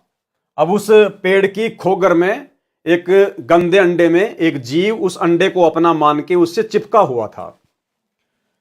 श्री शिव जी ने पार्वती जी को पूर्ण परमात्मा की कथा सुनाई जो परमेश्वर कबीर जी से सुनी थी। फिर प्रथम मंत्र देवी पार्वती जी को सुनाया, कमलों का भेद बताने लगे। पार्वती जी की समाधि लग गई, पार्वती जी समाधिस्थ हो गई। पहले तो हाँ हाँ हूं करती रहती थी, बाद में वह गंदा यानी जो खराब अंडा था स्वस्थ होकर उसमें तोते का बच्चा बन गया उस मंत्र के प्रभाव से, और हाँ हाँ करने लगा। आवाज में अंतर जानकर शिवजी ने पार्वती की ओर देखा तो वह तो समाधि में थी। अंतर्दृष्टि से देखा तो एक तोता सर्व ज्ञान सुन चुका था। शिवजी उस तोते को मारने के लिए उठे तो वह तोता उड़ चला। शिवजी भी आकाश मार्ग से उसका पीछा करने लगे। वेद व्यास ऋषि जी की पत्नी ने जम्भाई ली यानी मुंह खोला तो उसके मुख के द्वारा तोते वाला जीव उस ऋषि की पत्नी के शरीर में गर्भ में चला गया। वो तोते का शरीर छोड़ के और सूक्ष्म शरीर में वो आत्मा जो है वेद व्यास ऋषि की जो पत्नी थी जिसने जम्भाई ली मुंह खोला, वो सूक्ष्म शरीर से उसके अंदर उसके गर्भ में चला गया। तोते वाला शरीर वहीं त्याग दिया। शिवजी सब देख रहे थे। शिवजी ने वेद व्यास जी की पत्नी से कहा कि आपके गर्भ में मेरे ज्ञान व भक्ति मंत्र का चोर है। उसने अमर कथा सुन ली है, वह भी अमर हो गया है। जितना अमरत्व उस मंत्र से होता है। व्यास जी भी वहीं आ गए तथा शिव जी को प्रणाम किया। आने का कारण जाना तो कहा कि हे भोलेनाथ, आप कह रहे हो कि वह अमर हो गया है। यदि वह जीव अमर हो गया है तो आप मार नहीं सकते। अब गर्भ में तो आप उसको बिल्कुल भी नहीं मार पाओगे। यह सुनकर शिव जी चले गए, पार्वती जी को समाधि से जगाया और अपने निवास पर चले गए। जिस स्थान पर शिव जी ने पार्वती जी को अमर मंत्र दिया था, उस स्थान को अमरनाथ के नाम से जाना जाता है। यानी जो ये अमरनाथ धाम है जहां पर दुनिया जाती है, ये ऐसे बना है अमरनाथ, क्योंकि जिस जगह पर शिव जी ने पार्वती जी को अमर मंत्र दिया था, फिर वो जगह अमरनाथ के नाम से प्रसिद्ध हो गई। 12 वर्ष तक व्यास जी की पत्नी को बच्चा उत्पन्न नहीं हुआ। तीनों देवता श्री ब्रह्मा जी, श्री विष्णु जी तथा श्री शिव जी व्यास ऋषि जी की कुटिया पर आए और गर्भ में बैठे जीव से कहा कि आप जन्म लो, बाहर आओ। गर्भ में जीव को अपने पूर्व के जन्मों का ज्ञान होता है। जीव ने कहा, स्वामियों, बाहर आते ही आपकी माया, तीनों गुणों का प्रभाव जीव को भूल भुलैया में डाल देता है। जीव अपना मकसद भूल जाता है। आप अपनी माया को कुछ देर रोको तो मैं बाहर आऊं। क्या समझाना चाह रहे हैं गुरुदेव भगवान हमें? कि जब सुखदेव की आत्मा मां के गर्भ में थी और ब्रह्मा विष्णु महेश तीनों देवता आकर कहने लगे कि हे जीव, आप बाहर आ जाओ। अगर 12 वर्ष तक बच्चा मां के गर्भ में रहेगा तो आने वाले समय में माताएं दुखी हो जाएंगी। अब सुखदेव मां के गर्भ में, और मां के गर्भ में जीव को आगे पीछे सब पता होता है। और ये मनुष्य जन्म क्यों मिलता है? 84 लाख योनियों से भिन्न जो परमेश्वर ने हमें अपने जैसा रूप दिया है, नर नारायण दे, ये क्यों मिलता है? उस जीव को सब पता चल जाता है। और उसको यह भी पता चल जाता कि असंख्यों बार मेरे को मनुष्य जन्म मिले, स्त्री और पुरुष के। और जैसे ही हम बाहर आते हैं मां के गर्भ से, ये ब्रह्मा विष्णु महेश की माया हमें सब कुछ भुला देती है, जिस कारण से वो जीव मां के गर्भ से बाहर नहीं आ रहा था। यानी गुरुदेव हमें समझाना चाहते हैं इस सुखदेव ऋषि की कथा के माध्यम से कि इस मनुष्य जन्म का, चाहे स्त्री हो या पुरुष हो, इसका मेन मकसद केवल अपनी आत्मा का कल्याण करवाना है। और गुरुदेव समझाना चाहते हैं कि बच्चों, तुम्हारे ऊपर शुक्र मनाओ, कितनी बड़ी दया हुई, कितनी बड़ी मेहर हुई। लाखों प्राणी रोजाना जन्म लेते हैं और लाखों प्राणी रोजाना मर जाते हैं। ना उनको भक्ति का पता चलता, ना उनको सतगुरु का पता चलता, ना उनको मोक्ष का पता चलता। ना कोई आत्म ज्ञान है, ना कोई परमात्म ज्ञान है।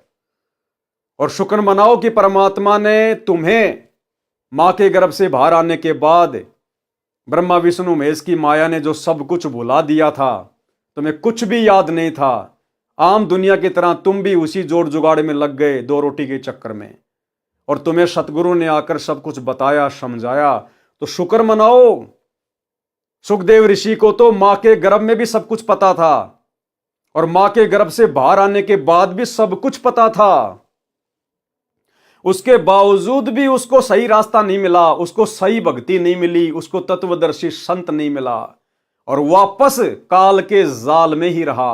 और गुरुदेव ने कहा कि वर्तमान में वो स्वर्ग में बैठा है और स्वर्ग से जब उसका समय पूरा होगा, वो पृथ्वी पर नीचे पटका जाएगा, 84 लाख योनियों में जाएगा। और अंत में मालिक ने बताया जो सुखदेव की आत्मा है, वो कलयुग के लास्ट में जो विष्णु का अवतार आएगा, राजा हरिश्चंद्र वाली आत्मा, कल्कि का अवतार लेके, निकलंक बन के, उस समय वो सुखदेव वाली आत्मा उस कल्कि की सेना का सेनापति बनेगा, सेनापति। सोचिए भाई और बहनों, जिसको सब कुछ पता था गर्भ से बाहर आने के बाद भी, जब ब्रह्मा विष्णु महेश ने राई भैंस के सींग पे जितने समय रुक सकती है, यानी रुक ही नहीं सकती, रखते नीचे गिरेगी राई, इतनी देर इन्होंने अपनी माया रोकी थी तीनों देवताओं ने। और भाई और बहनों, माया रोकने वाले ये नहीं है तीनों देवता ब्रह्मा विष्णु महेश। अब तो हमें पता चल गया, अरे मूसड़ तो दादा ही उठा सकता है, उस 2 साल के बच्चे के बस की बात नहीं है कि वो मूसड़ को उठा ले। मूसड़ दादा उठाता है, कौन रोक देगा ये माया? ये ब्रह्मा विष्णु महेश काल दुर्गा, ये तो नौकर है परमात्मा के, नौकरी कर रहे हैं यहां पर, एक जिम्मेदारी दे रखी है इनको परमात्मा ने। ये नौकर हैं, ये परमेश्वर की माया को नहीं रोक सकते। सतगुरु रामपाल जी, परमेश्वर जी ने उस माया को रोका। आप और हमारे लिए इस कहानी के माध्यम से आप और हमें जगाने के लिए कि जो बातें आज मैं तुम्हें आके बता रहा हूं सत्संगों में, कि मां के पेट में प्राणी को सब कुछ पता होता है, बाहर आकर तीनों देवताओं की माया हमें प्रभावित कर देती है। इन बातों को सुखदेव ऋषि के माध्यम से आप और हमारे तक पहुंचाने के लिए कि गुरुदेव भगवान हमें जो भक्ति का पाठ पढ़ा रहे हैं और जो जो बातें बता रहे हैं वो परम सत्य हैं।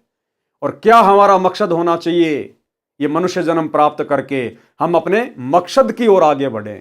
तो सारी की सारी दया ये गुरुदेव भगवान की, और सौभाग्य हमारा सुखदेव ऋषि को सब कुछ पता होने के बाद भी, गर्भ से बाहर आने के बाद भी उसको सब चेतना रही, और वो तो इतनी सिद्धि वाला था, उड़ के स्वर्ग में चला जाता था।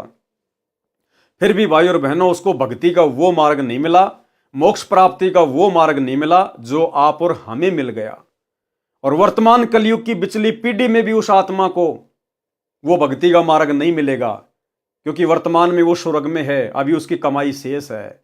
और स्वर्ग से आने के बाद फिर अपने वो कर्म फोड़ेगा कल्कि की सेना का सेनापति बन के। तो शुक्र मनाओ भाई और बहनों, आप और हमारे पर कितनी बड़ी रजा, कितनी बड़ी मेहर पूज्य गुरुदेव भगवान की। जीव ने कहा, स्वामियों बाहर आते ही आपकी माया, तीनों गुणों का प्रभाव जीव को भूल भुलैया में डाल देता है। जीव अपना उद्देश्य भूल जाता है। आप अपनी माया को कुछ देर रोको तो मैं बाहर आऊं।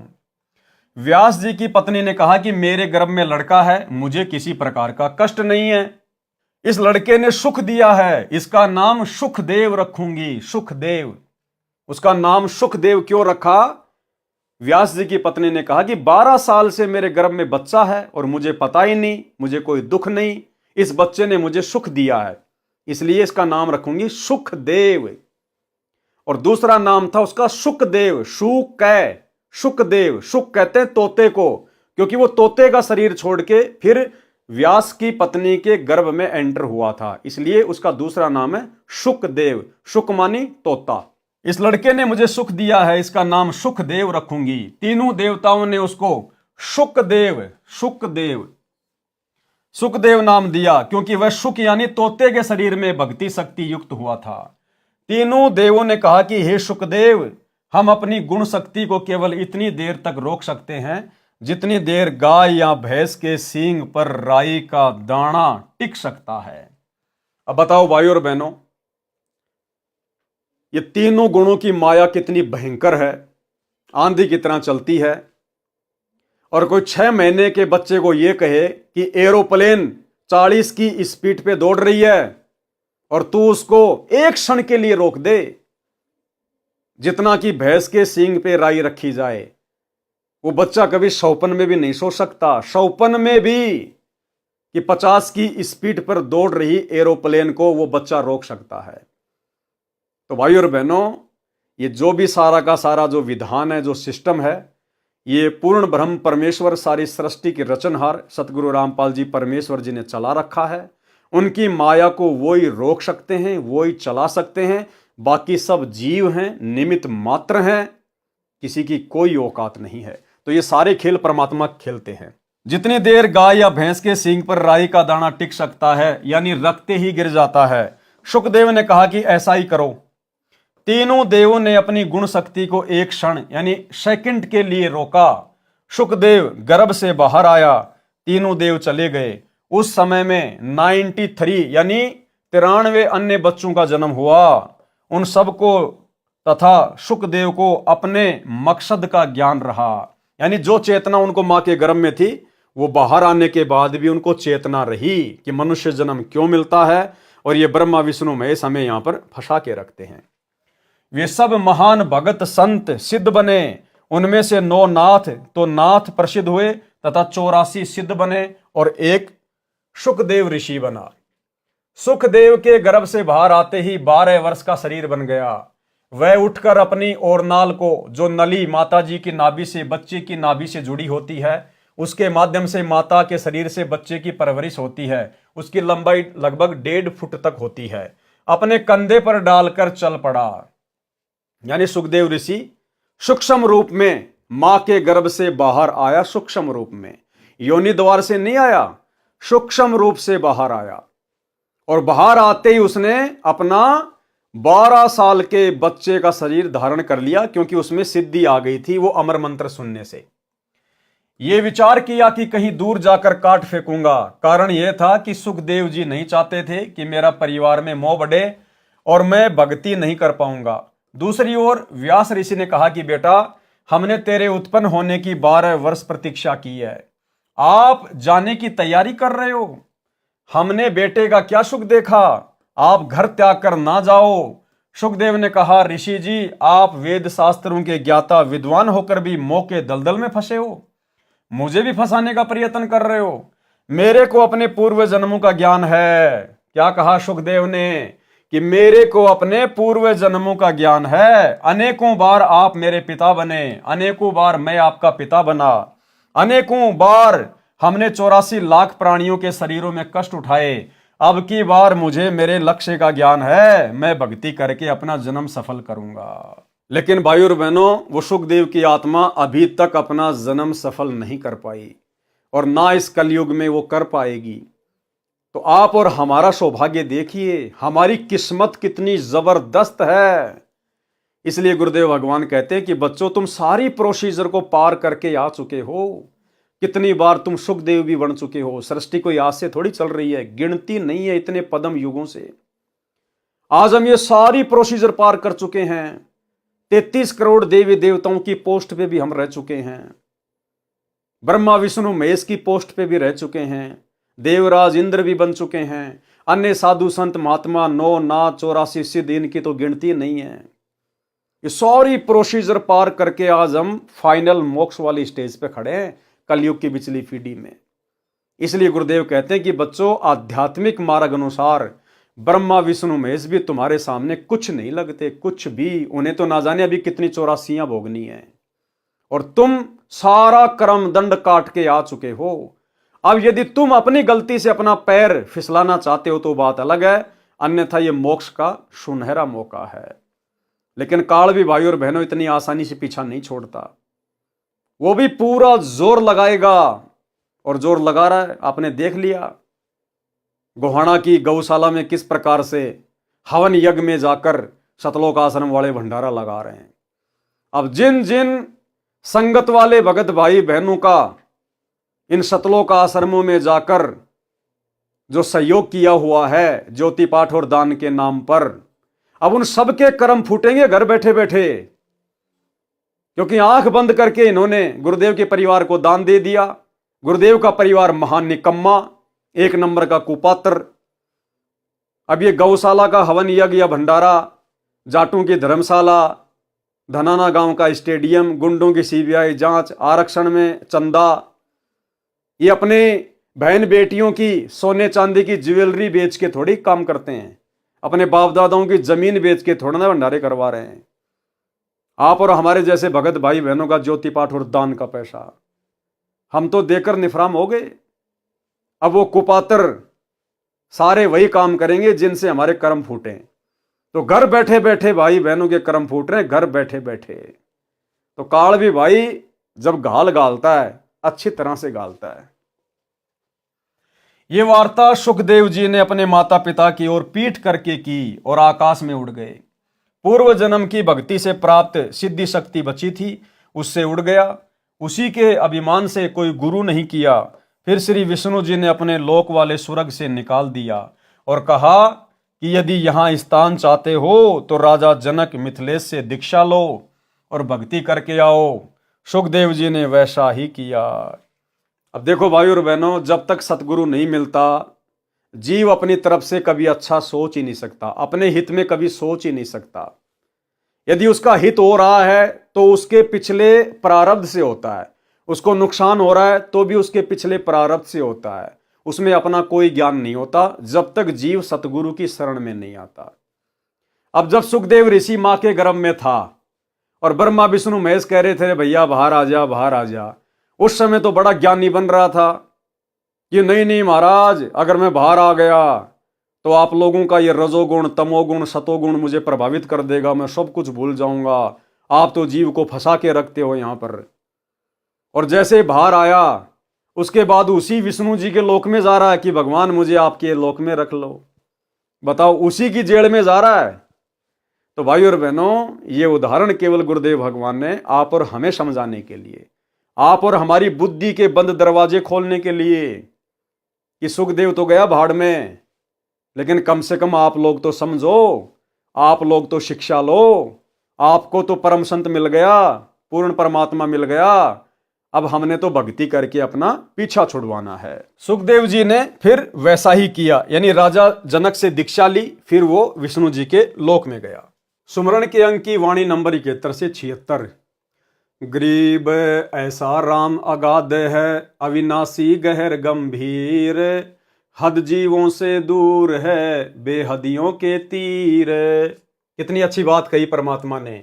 गरीब ऐसा राम अगाध है, अविनाशी गहर गंभीर। कौन है अविनाशी? आज पता चल गया, गुरुदेव भगवान है वो राम अविनाशी। अब वो परमात्मा किन के नजदीक रहता है, किन से दूर रहता है?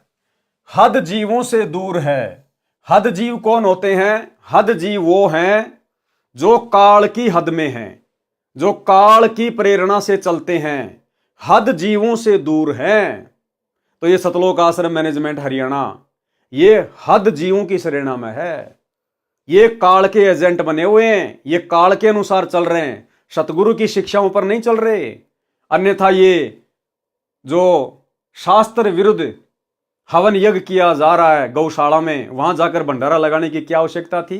आन उपासना में सहयोग करने की क्या आवश्यकता थी? तो ये हद जीव हैं, ये काल की हद में हैं। तो वो अविनाशी परमात्मा सतगुरुदेव भगवान हद जीवों से दूर है और बेहदियों के तीर, और जो काल की हद से बाहर हो चुके हैं, जो सतगुरु की शरण में आ चुके हैं, मर्यादा में रह के भक्ति कर रहे हैं, वो उनके साथ में है।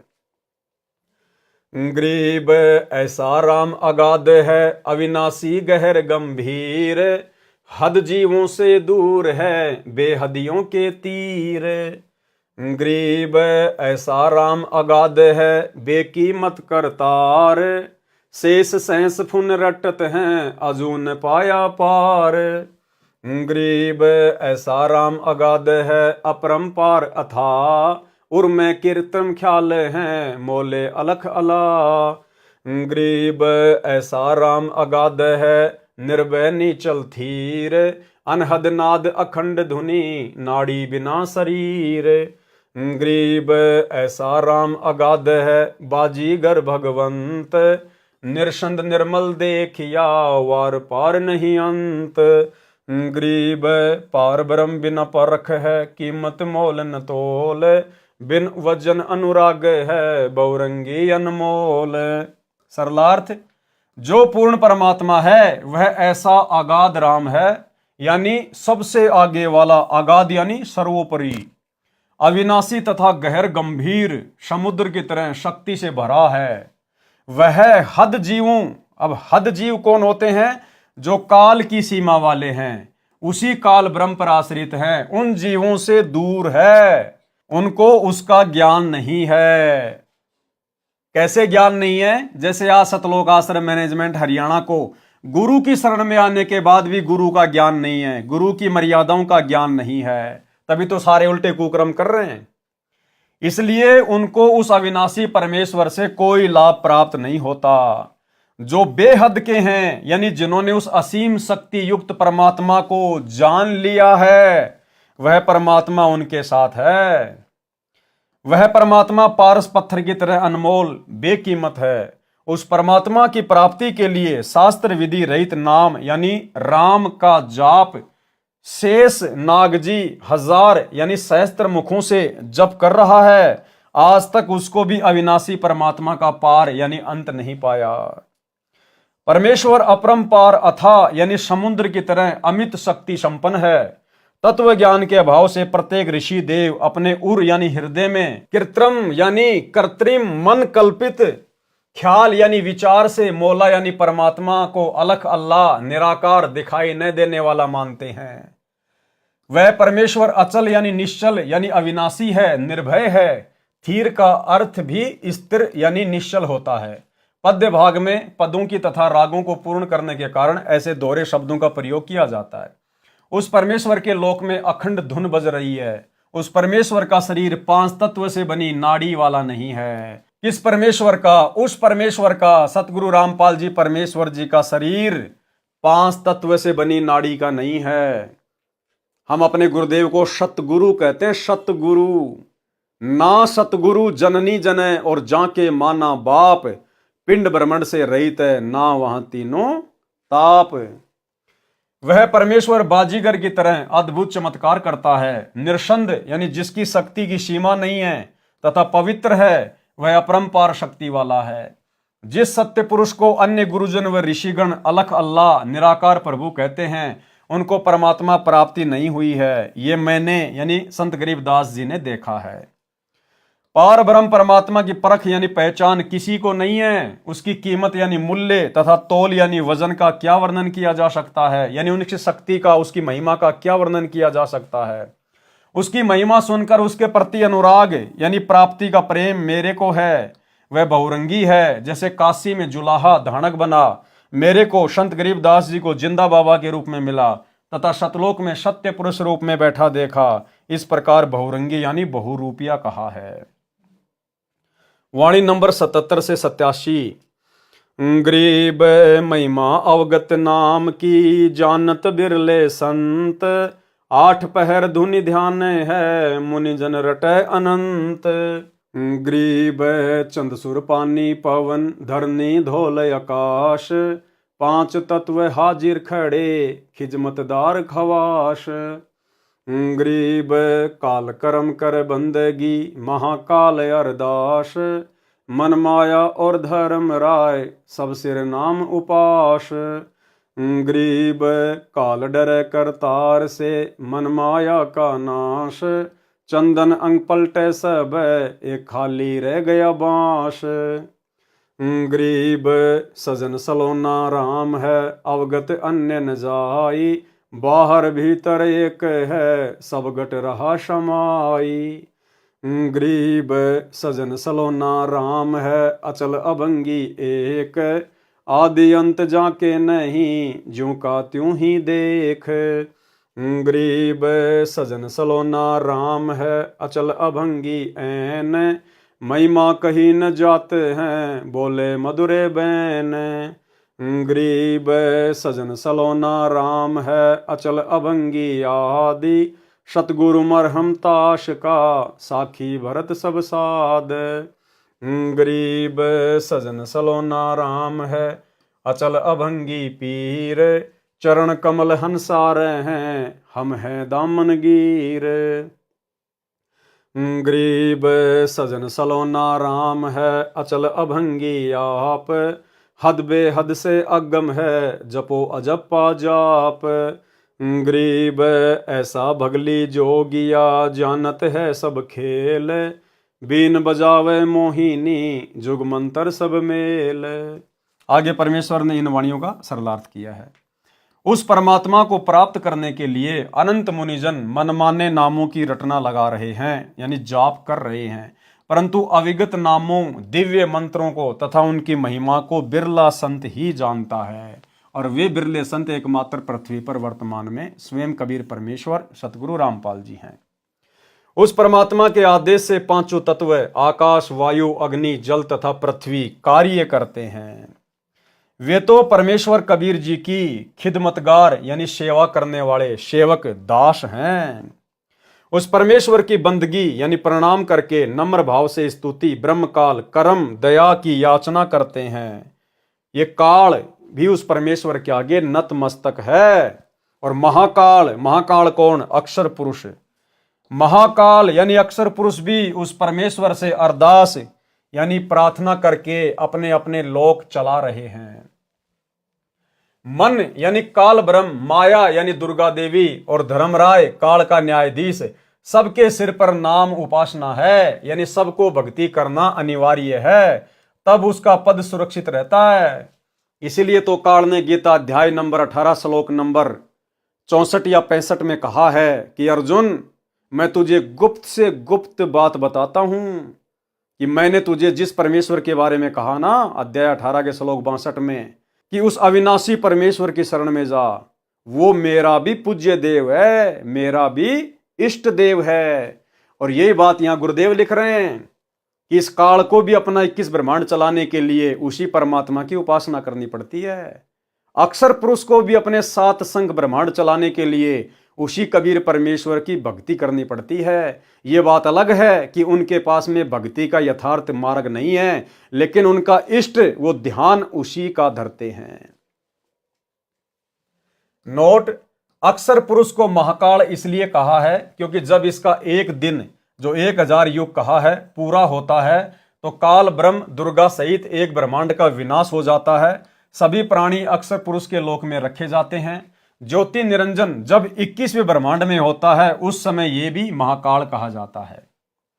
ज्योति निरंजन काल भी परमेश्वर कबीर जी से भय मानता है। उस परमेश्वर के दिव्य मंत्रों के जाप से मन में विकार उत्पन्न नहीं होते तथा माया का नाश हो जाता है, यानी सांसारिक पदार्थों का संग्रह करने वाला स्वभाव समाप्त हो जाता है। तो भाइयों और बहनों, अब आप विचार करो कि परमेश्वर के इन दिव्य मंत्रों का जो दिव्य मंत्र परमेश्वर सतगुरु रामपाल जी ने आप और हमें दिए हैं, प्रथम नाम, शतनाम, या उनका तो सत्संग सुनना भी दिव्य मंत्र जैसा ही है। यानी गुरुदेव के सत्संगों को ध्यान से सुनना भी मंत्र जाप करने में ही आता है। अब बताइए भाई और बहनों, गुरुदेव के इन सत्संगों का, उनके दिव्य मंत्रों का प्रभाव किसके ऊपर हो रहा है? तीनों गुणों के प्रभाव से, माया के संग्रह करने से कौन भगत पीछे हट रहे हैं? किनको अपने आत्म कल्याण की चिंता सताने लगी है? मर्यादा तोड़ने से कौन डरते हैं? केवल साथ संगति से जुड़े हुए सत्सेवक भाई बहन। और यही कारण है कि गुरुदेव के इन मंत्रों के प्रभाव से, उनके आशीर्वाद से आज हम भाई बहन इन विकारों से दूर हो पाए हैं। तो ये पहचान है कि वर्तमान में यदि गुरुदेव भगवान किसी के ऊपर असीम प्रसन्न हैं तो केवल अपने सत्सेवक बच्चों के ऊपर प्रसन्न हैं। अन्यथा गुरुदेव के प्रसन्न हुए बिना आप और हम भाई और बहनों इन विषय विकारों से पीछे हटने की सोच भी नहीं सकते। सोच भी तो क्या कह रहे हैं परमात्मा?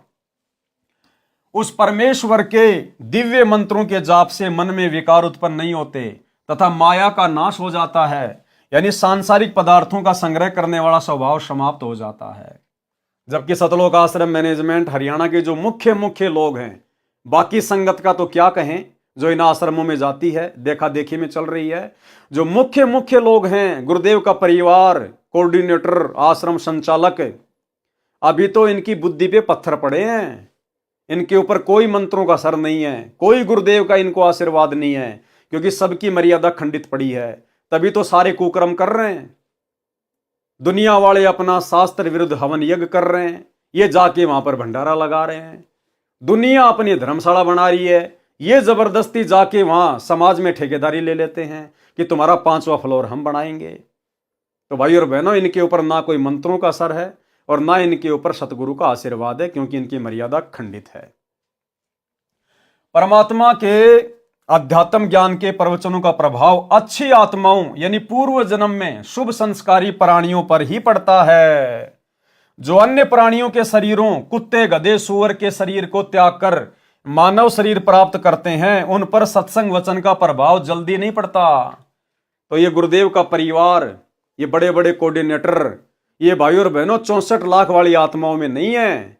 ये तो अभी ताजा गधे, कुत्ते, सूअर के शरीर छोड़ के मनुष्य योनि में आए हैं। तभी तो सारे वही गधे, कुत्ते, सूअर वाले काम कर रहे हैं सारे के सारे। क्या कह रहे हैं परमात्मा?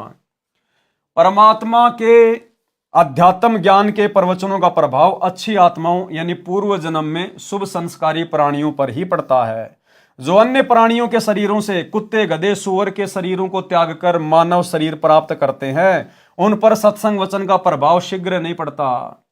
उदाहरण दिया है कि जैसे वन में चंदन के पेड़ होते हैं, उनके आसपास अन्य नीम, बबूल, आम, शीशम आदि वृक्ष भी होते हैं और बांस भी उगा होता है। चंदन की महक आसपास के अन्य पेड़ ग्रहण कर लेते हैं और चंदन की तरह खुशबूदार बन जाते हैं, परंतु बांस के ऊपर चंदन की महक का कोई प्रभाव नहीं पड़ता। तो भाई और बहनों, ये बांस के जैसे प्राणी हैं जो साथ संगति से नहीं जुड़े हुए हैं, जो सतलोक आश्रम वाले हैं, ये बांस के जैसे प्राणी हैं। चंदन का पेड़ यहां कौन? हमारे गुरुदेव भगवान सतगुरु रामपाल जी परमेश्वर। और अन्य जितने भी पेड़ हैं उनके आसपास में, हम जो उनके भगत हैं, हमारे ऊपर उनके वचनों का असर हो गया। हमें गुरुजी ने अपने जैसा बना लिया। कीट न जाने भृंग को, सतगुरु कर ले आप समान। लेकिन जो बांस होता है, बांस के ऊपर चंदन की महक का कोई असर नहीं होता। इसलिए परमात्मा कहते हैं कि काल को जीव कहीं नहीं माने, कोट सुने जो ज्ञाना, और जैसे लाख अग्नि में पिंगले बिछुड़ते काट समाना। करोड़ वर्ष करो संगत संतों की, पत्थर का जल में क्या बीज है।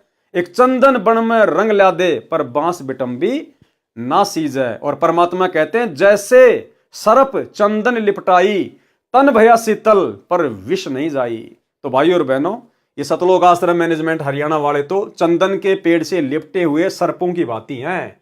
जब तक चंदन के पेड़ से लिपटे हैं, लोगों को लगता है कि सांप ने अपना जहर त्याग दिया, बड़ा शीतल दिखाई देता है। और जैसे उसको कोई हाथ लगाता है, तुरंत फण उठा के खड़ा हो जाता है। तो जब तक गुरुजी आश्रम में थे, तब तक तो हमारे को ये बड़े बड़े भगत, परम भगत दिखाई देते थे, एक नंबर के। और जैसे ही गुरुजी ने इनको अपने से दूर किया, आज देख लो इनके कुकर्म आप सबके सामने है 10 साल से। वाणी नंबर 81 से 87 तक एक जैसा ही ज्ञान है। परमेश्वर की महिमा सामान्य रूप में बताई है कि वह परमात्मा सज्जन यानी नेक मानव जैसा है, अविगत यानी दिव्य है, अन्यत न जाई, उसकी खोज में अनेकों स्थानों पर ना जाएं, उसकी प्राप्ति सतगुरु द्वारा होगी। उस परमात्मा की शक्ति बाहर यानी शरीर से बाहर तथा भीतर यानी शरीर के अंदर एक समान है। सबके घट यानी शरीर रूपी घड़े में रहा समाई यानी व्यापक है। यानी घट ही में गंगा, घट ही में यमुना, घट ही में है जगदीश, सतगुरु तारेंगे। अचल यानी स्तर, अभंगी यानी जो कभी ना टूटे यानी अविनाशी, वह तो एक ही प्रभु है, परम अक्षर ब्रह्म। कौन? परम अक्षर ब्रह्म। उसका आदि, आदि का मतलब जन्म अर्थात प्रारंभ, तथा अंत, अंत यानी मृत्यु नहीं है। वह तो सदा से ज्यों का त्यों ही दिखाई देता है। आप भी साधना करके उसे देख लो। तो हम भाई बहनों ने तो ज्ञान वाली दृष्टि से, दिव्य दृष्टि से अपने गुरुदेव भगवान को जान लिया, पहचान लिया कि सतगुरु आदि अनादि है, सतगुरु मद है मूल, और सतगुरु को सिजदा करूं एक पलक नहीं भूल। सतगुरु पूर्ण ब्रह्म है, सतगुरु आप अलेख, और सतगुरु ही रमता राम है, विचरण करने वाला, कभी जिंदा बाबा बन के, कभी संत रूप धारण करके, कभी शिशु रूप में। सतगुरु रमता राम है, इसमें मीन ना मेख, यानी सतगुरु स्वयं परमात्मा है, अलख अल्लाह है। उस अविनाशी सज्जन परमात्मा की महिमा संपूर्ण रूप से कोई नहीं कह सकता, क्योंकि वह अचल यानी स्तर तथा अभंगी ऐन यानी वास्तव में अविनाशी स्थायी परमात्मा है। वह जब मुझे संत गरीबदास जी को मिला था तो बहुत प्रिय भाषा बोली थी। मधुरे माने मीठे, और बैन यानी वचन। उस अचल अभंगी राम का मरहम यानी गूढ़ ज्ञान केवल सतगुरु यानी तत्वदर्शी संत ही जानता है। इस बात के साक्षी सब साध यानी संत जन हैं। उस सज्जन सलोने शुभदर्शी यानी जिसके दर्शन से आनंद हो, अचल अभंगी राम जो पीर यानी गुरु रूप में प्रकट होता है। किस रूप में? गुरु रूप में प्रकट होता है, यानी गुरु ही परमात्मा होता है। यानी जो पीर यानी गुरु रूप में प्रकट होते हैं, उनके चरण कमल में हंसा यानी मोक्ष प्राप्त भगत रहते हैं।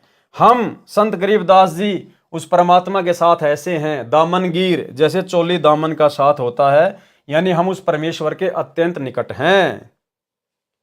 वह अचल अभंगी सज्जन सलोना शुभदर्शी राम परमेश्वर कबीर हद यानी काल की सीमा, बेहद यानी सतलोक की सीमा के पार अकैलोक में मूल रूप से रहता है। उसकी प्राप्ति के लिए सतगुरु जी से दीक्षा लेकर अजप्पा जाप यानी श्वास श्वास से जाप जपो, सुमरण करो। वह परमेश्वर ऐसा भगली यानी जादूगर, जोगिया यानी योगी साधु रूप में प्रकट होने वाला है, जो सब खेल जानता है कि कैसे जीव की रचना हुई, कैसे ये काल जाल में फंसा, कैसे काल ब्रह्म ने इसको अज्ञान में अंधा कर रखा है, काल का जीव को अपने जाल में फंसाए रखने का क्या उद्देश्य है, उसको 1 लाख मानव शरीरधारी प्राणियों को नित्य खाना पड़ता है, कैसे जीव को काल जाल से छुड़वाया जा सकता है। बीन बजावे मोहिनी यानी काल प्रेरित सुंदर स्त्रियां भक्तों को कैसे मधुर वाणी बोलकर आकर्षित करती हैं। बीन बजाने का भावार्थ यह है कि जैसे सपेरा बीन यंत्र बजाकर सर्प को वश में करता है, ऐसे ही काल के आदेश से सुंदर परियां सुरीली गाने गाकर साधकों को अपने जाल में फंसाती हैं। कहां? ऊपर जब त्रिकुटी पे जाएंगे। वे सब जोग यानी सब विधि जुगत से तथा जंत्र यानी अन्य अदाओं से जंत्र से अपनी ओर खींचती हैं, यानी सब आकर्षणों को मिलाकर जीव को फंसाती है। जोग जुगत का अर्थ है योग युगत करना, यानी अपने साथ जोड़ने की युक्ति लगाती हैं। जंत्र का अर्थ है आध्यात्मिक क्रिया भी करती हैं, इसे जंत्र मंत्र करना भी कहते हैं। वाणी नंबर 88 से 101। गरीब ब्रह्मादिक से मोहिया मोहे शेष गणेश, शंकर की ताड़ी लगी अडग समाधि हमेश, यानी किस किस को मोहा, कैसे कैसे मोहा, अपने जाल में फंसाया। गरीब ब्रह्मादिक से मोहिया, ब्रह्मादिक यानी ब्रह्मा विष्णु महेश जैसों को भी उन सुंदर स्त्रियों ने, काल की परियों ने अपने जाल में फंसा लिया। गरीब ब्रह्मादिक से मोहिया मोहे शेष गणेश, शंकर की ताड़ी लगी अडग समाधि हमेश। गरीब गण गंधर्व ज्ञानी गुनी अजब नवेला नेह, क्या महिमा कहूँ नाम की मिट गए सकल संदेह। गरीब शून्य विदेशी बस रहा हमरे नैनो मंज, अलक पलक में खलक है सतगुरु शब्द संबंध। गरीब शून्य विदेशी बस रहा हमरे हृदय माही, चंद सुर उगे नहीं निस्बा सरता नाही। गरीब शून्य विदेशी बस रहा हमरे त्रिकुटी तीर, शंख पदम छवि चांदनी बानी कोकिल कीर। गरीब सुन विदेशी रम रहा सहस कमल दल बाग, सोहम ध्यान समाधि धुनी तरती जन बैराग। गरीब सुमरण तब ही जानिए जब रोम रोम धुन होई, कुंज कमल में बैठ कर माला फेरे सोई। गरीब सुरती सुमरनी हाथ ले नृत्य मिले निर्वाण, ररंकार रमता लखें असली बंदगी ध्यान। गरीब अष्टकमल दल सुनने है बाहर भीतर सुनने, रोम रोम में सुनने हैं जहाँ काल की धुन। गरीब तुम ही सोहम सुरती हो तुम ही मन और पौन, इनमें दूसर कौन है आवे जाए सो कौन। गरीब इनमें दूसर कर्म है बंदी अविद्या गांठ, 5-25 ले गई अपने अपने बाँट। गरीब नाम बिना सूना नगर पर्या सकल में शोर, लूट न लूटी बंदगी हो गया हंसा भोर। गरीब अगम निगम को खोज ले बुद्धि विवेक विचार, उदय अस्त का राज दे तो बिन नाम बेगार। गरीब ऐसा कौन अभागिया करे भजन को भंग, लोहे से कंचन भया पारस के सत्संग। सरलार्थ इन्हीं काल प्रेरित आत्माओं देवियों ने ब्रह्मादिक यानी ब्रह्मा विष्णु महेश को भी मोहित कर लिया, यानी अपने जाल में फंसा रखा है। शेष नाग भी नागिनी ने मोह रखा है। गणेश जी भी स्त्री के संग में रहे। गणेश जी के 2 पुत्र थे, एक का नाम था शुभम यानी शुभ, दूसरे का नाम था लाभम यानी लाभ। जैसे सतगुरु से उपदेश लेने से पहले आप और हम भगत भाई बहन अपनी घर की चौखट के दोनों तरफ लिखा करते थे शुभ और लाभ। अब ये शुभ लाभ कौन थे किसी को नहीं पता था। अब सतगुरु ने बताया कि ये गणेश जी के 2 बेटों के नाम हैं शुभ और लाभ। और गणेश जी की 2 वाइफ थी, उनकी 2 पत्नियां थी, उनका नाम था रिद्धि और सिद्धि। हम लिखा करते थे ना अपने घर पे रिद्धि सिद्धि शुभ लाभ। तो रिद्धि सिद्धि तो गणेश जी की औरत हैं 2, और शुभ और लाभ उनके 2 पुत्र हैं। तो कहते हैं गणेश जी को भी नहीं छोड़ा स्त्री ने, उनको भी अपने जाल में जकड़ रखा था। और भाई बहनों इसी प्रकार से आप और हमारे को भी काल ने स्त्री के माध्यम से जकड़ रखा था। यह भी काल का जाल था। अब सतगुरु ने आके दया करी, ज्ञान दिया, सत्संग सुनाया, साध संगति से जोड़ा, तो अब हम उनके आदेश से उस स्त्री मोह से पीछे हटे हैं, और स्त्रियां जो है वो पुरुष के मोह से हटी हैं सतगुरु आशीर्वाद से। इसलिए भाई और बहनों साध संगतियां गुरुदेव भगवान का एक विशेष आशीर्वाद है आप और हमारे ऊपर। तो क्या कहते हैं परमात्मा, इन्हीं काल प्रेरित आत्माओं देवियों ने ब्रह्मादिक ब्रह्मा विष्णु महेश को भी मोहित कर लिया, यानी अपने जाल में फंसा रखा है। शेष नाग भी नागिनी ने मोह रखा है। गणेश जी भी स्त्री के संग में रहे। गणेश जी के 2 पुत्र थे, एक का नाम शुभ, दूसरे का लाभ। शंकर यानी शिव जी की अडिग विचलित न होने वाली समाधि लगी थी, जो हमेशा सदा ध्यान में रहते हैं। उनको भी मोहिनी अप्सरा ने मोहित करके डगमग कर दिया था। कथा शंकर जी का मोहिनी स्त्री के रूप पर मोहित होना। अब भाई और बहनों, शंकर भगवान तीनों लोकों में संहार करने वाला, जो 3 सेनापति हैं काल के, ब्रह्मा विष्णु महेश, तीनों लोकों में जो एक एक पोस्ट के अधिकारी हैं, तो शंकर जी ने 88,000 वर्ष तक तप किया, ध्यान लगाया, समाधि लगाई कामदेव को समाप्त करने के लिए। और काल ने क्या चाल चली भाई और बहनों, काल ने अचानक से शंकर जी के सामने कामदेव को प्रकट कर दिया और एकदम से कामदेव उसकी आंखों के सामने भस्म हो गया। शंकर जी को अहंकार हो गया कि मैंने कामदेव पर विजय प्राप्त कर ली, अब मैं कभी भी स्त्री मोह में नहीं फंसूंगा। और इस बात की चर्चा वो जगह जगह जाके करने लग गया, मान बढ़ाई में आके, कि मैंने कामदेव पर विजय प्राप्त कर ली, मैंने कामदेव पर विजय प्राप्त कर ली, अब मुझे स्त्री का मोह दुखी नहीं कर सकता, विषय वासना में नहीं फंस सकता। आप और हमारे लिए शिक्षा है, विशेषकर जो भाई बहन साध संगति से जुड़े हुए हैं और जिन्होंने अपने गुरुदेव के विशेष आशीर्वाद से इस कामदेव पर विजय प्राप्त कर ली है। यानी ये बोलना पड़ता है, बाकी आप और हमें अच्छे से अपनी औकात, अपनी हैसियत का पता है, परमात्मा जानी जान है कि हम किस भाव से बोल रहे हैं। सतगुरु के बिना तो हम सुअर के टट्टी हैं, सुअर के टट्टी, हमारी इतनी भी औकात नहीं है यहां पर। ये तो गुरुदेव भगवान की विशेष रजा से, उनकी मेहर से, उनके आशीर्वाद से, जिस स्त्री मोह से, स्त्री जाल से, विषय वासना से, संभोग क्रिया से ये तीनों देवता ब्रह्मा विष्णु महेश नहीं बच पाए। आप और हमारे जैसे 2 कौड़ी के तटपुंजियों की भला क्या औकात। लेकिन परमात्मा कहते हैं सिर पर साई सत्य है तो को क्या भय रे। इसलिए हमने अभिमान नहीं करना इस बात का।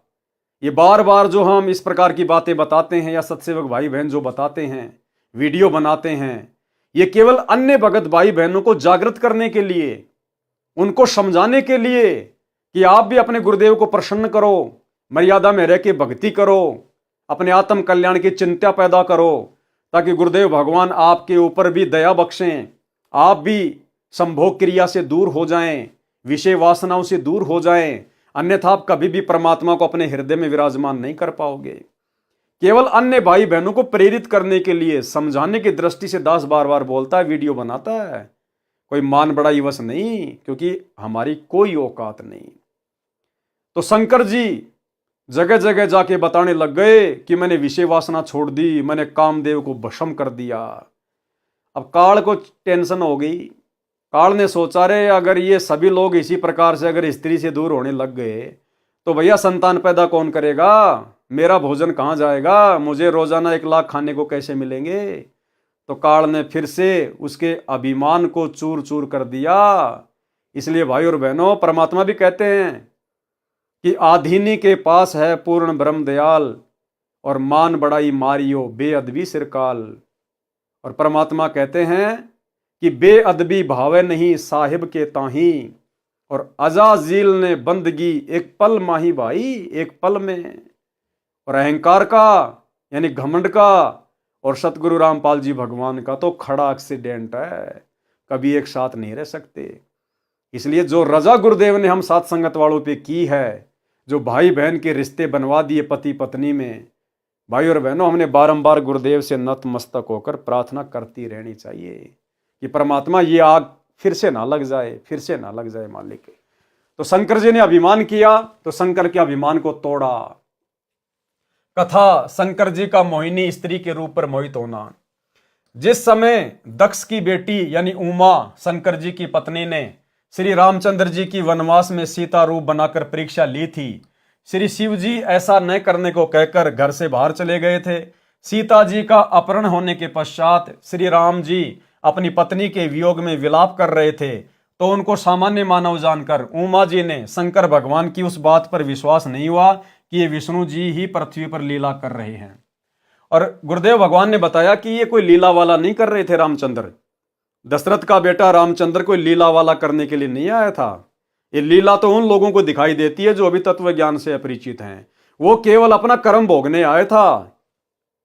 नारद जी ने उनको जो श्राप दिया था ना, वो केवल अपना श्राप भोगने आया था, कोई लीला वाला करने नहीं आया था। जब उमा जी सीता जी का रूप बनाकर श्री राम के पास गई तो वे बोले, हे दक्ष पुत्री माया, भगवान शंकर को कहां छोड़ आई? इस बात को श्री राम जी के मुख से सुनकर उमा जी लज्जित हुई और अपने निवास पर आई। शंकर जी की आत्मा में प्रेरणा हुई कि उमा ने परीक्षा ली है। शंकर जी ने विश्वास के साथ कहा कि परीक्षा ले आई। उमा जी ने कुछ संकोच करके भय के साथ कहा कि परीक्षा नहीं ली अविनाशी। शंकर जी ने सती जी को हृदय से त्याग दिया था, पत्नी वाला कर्म भी बंद कर दिया था, बोलना भी बंद कर दिया। तो सती जी अपने घर राजा दक्ष के पास चली गई। राजा दक्ष ने उसका आदर नहीं किया क्योंकि उसने शिव जी के साथ विवाह पिता की इच्छा के विरुद्ध किया था। राजा दक्ष ने हवन कर रखा था। कौन सा हवन? जो ये हरियाणा के गोहाना की दादा गोसाई गौशाला में चल रहा है। शास्त्र विरुद्ध हवन, मनमाना आचरण। राजा दक्ष ने हवन कर रखा था। हवन कुंड में छलांग लगाकर सती जी ने प्राणांत कर दिया था, यानी शरीर का अंत कर दिया था। शंकर जी को पता चला तो अपनी ससुराल आए। राजा दक्ष का सिर काटा, फिर उस पर बकरे का सिर लगाया। अपनी पत्नी के कंकाल को उठाकर 10,000 वर्ष तक उमा उमा करते हुए पागलों की तरह फिरते रहे। एक दिन भगवान विष्णु जी ने सुदर्शन चक्कर से उस कंकाल को टुकड़े टुकड़े कर दिया। विष्णु जी ने नहीं किया भाई और बहनों, ये तो परमात्मा अपने आप को छुपाते हैं। स्वयं कबीर परमेश्वर सतगुरु रामपाल जी ने उस कंकाल के टुकड़े टुकड़े किए सुदर्शन चक्कर से। उसके 52 टुकड़े हुए, जहां जहां भी गिरे वहां वहां यादगार रूप में मंदिर बनवाए गए, जो 52 द्वारे कहे जाते हैं। जहां पर धड़ गिरा वहां पर वैष्णव देवी मंदिर बना, जहां पर आंखें गिरी वह नैना देवी मंदिर बना, जहां पर जीभ गिरी वहां पर ज्वाला जी का मंदिर बना, तथा पर्वत से अग्नि की लपटें निकलने लगी। तब शंकर जी सचेत हुए तथा अपनी दुर्गति का कारण कामदेव सेक्स को माना। कामदेव वश हो जाए तो न स्त्री की आवश्यकता है और न ऐसी परेशानी हो, ये विचार करके हजारों वर्ष काम सेक्स का दमन करने के उद्देश्य से तप किया। एक दिन कामदेव उनके निकट आया और शंकर जी की दृष्टि से भस्म हो गया। शंकर जी को अपनी सफलता पर असीम प्रसन्नता हुई, लेकिन हमने भाई और बहनों मान बढ़ाई के हिसाब से प्रसन्नता जाहिर नहीं करनी। हमें प्रसन्नता तो है कि गुरुदेव भगवान ने हमारे ऊपर वो दया कर दी जो दया ब्रह्मा विष्णु महेश के ऊपर भी नहीं है, बड़े से बड़े साधु संत महात्माओं के ऊपर भी नहीं हुई। हमें केवल इस बात की प्रसन्नता होनी चाहिए कि मैं अब अच्छे से भक्ति करूंगा, मेरे गुरुदेव ने मेरे ऊपर रजा बख्शी है, मुझे विकारों से दूर किया है। लेकिन शंकर जी को इन सब बातों की सोचकर प्रसन्नता नहीं हुई। उसको तो फिर अहंकार आ गया, मन में घमंड समा गया कि मैंने कामदेव पर विजय प्राप्त कर ली। एक दिन कामदेव उनके निकट आया और शंकर जी की दृष्टि से भस्म हो गया। शंकर जी को असीम सफलता पर असीम प्रसन्नता हुई।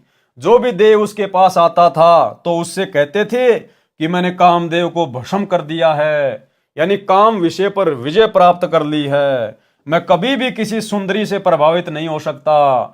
अन्य जो विवाह किए हुए हैं वे ऊपर से सुखी नजर आते हैं, अंदर से मां दुखी रहते हैं। उनको सदा अपनी पत्नी की रखवाली, समय पर घर न आने से डांटे खाना आदि आदि परेशानियां सदा बनी रहती है। मैंने ये दुख निकट से देखा है। अब न रहेगा बांस न रहेगी बांसुरी।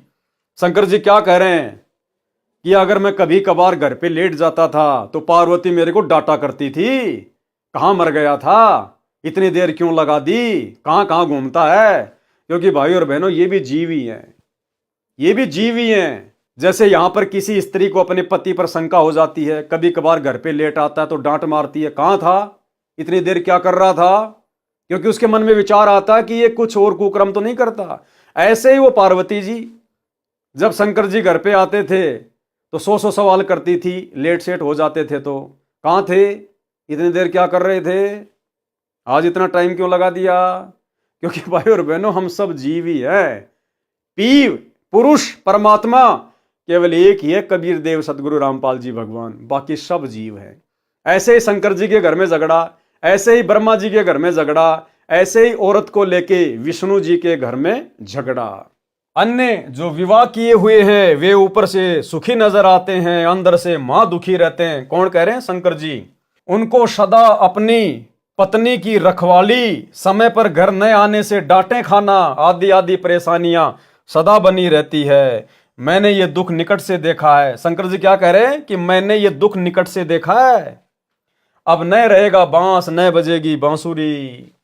काल ब्रह्म को चिंता बनी कि यदि सब इस प्रकार स्त्री से घृणा करेंगे तो संसार का अंत हो जाएगा। मेरे आहार के लिए 1,00,000 मानव कहां से आएंगे? इस उद्देश्य से नारद जी को प्रेरित किया।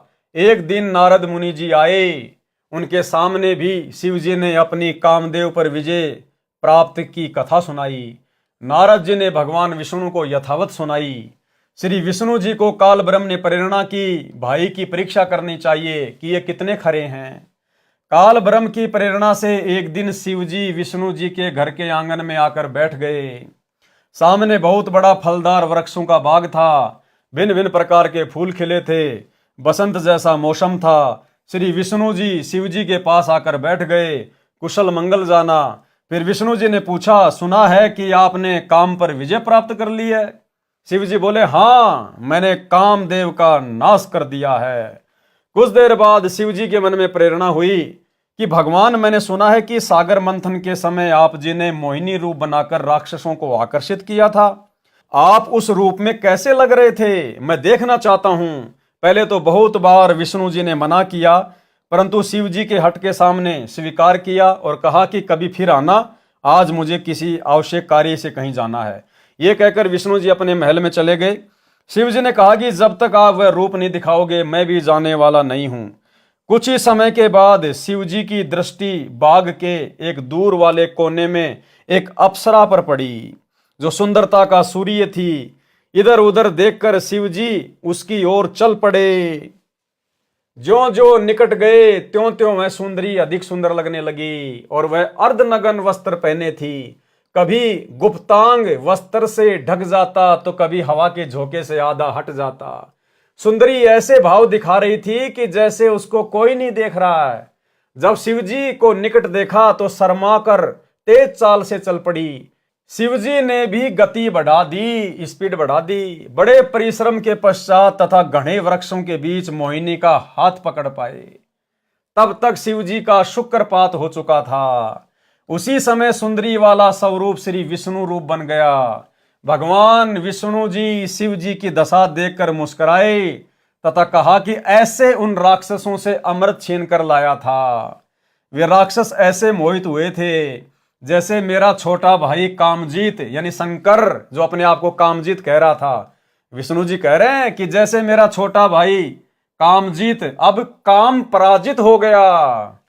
शिवजी ने उसके पश्चात हिमालय राजा की बेटी पार्वती से अंतिम बार विवाह किया।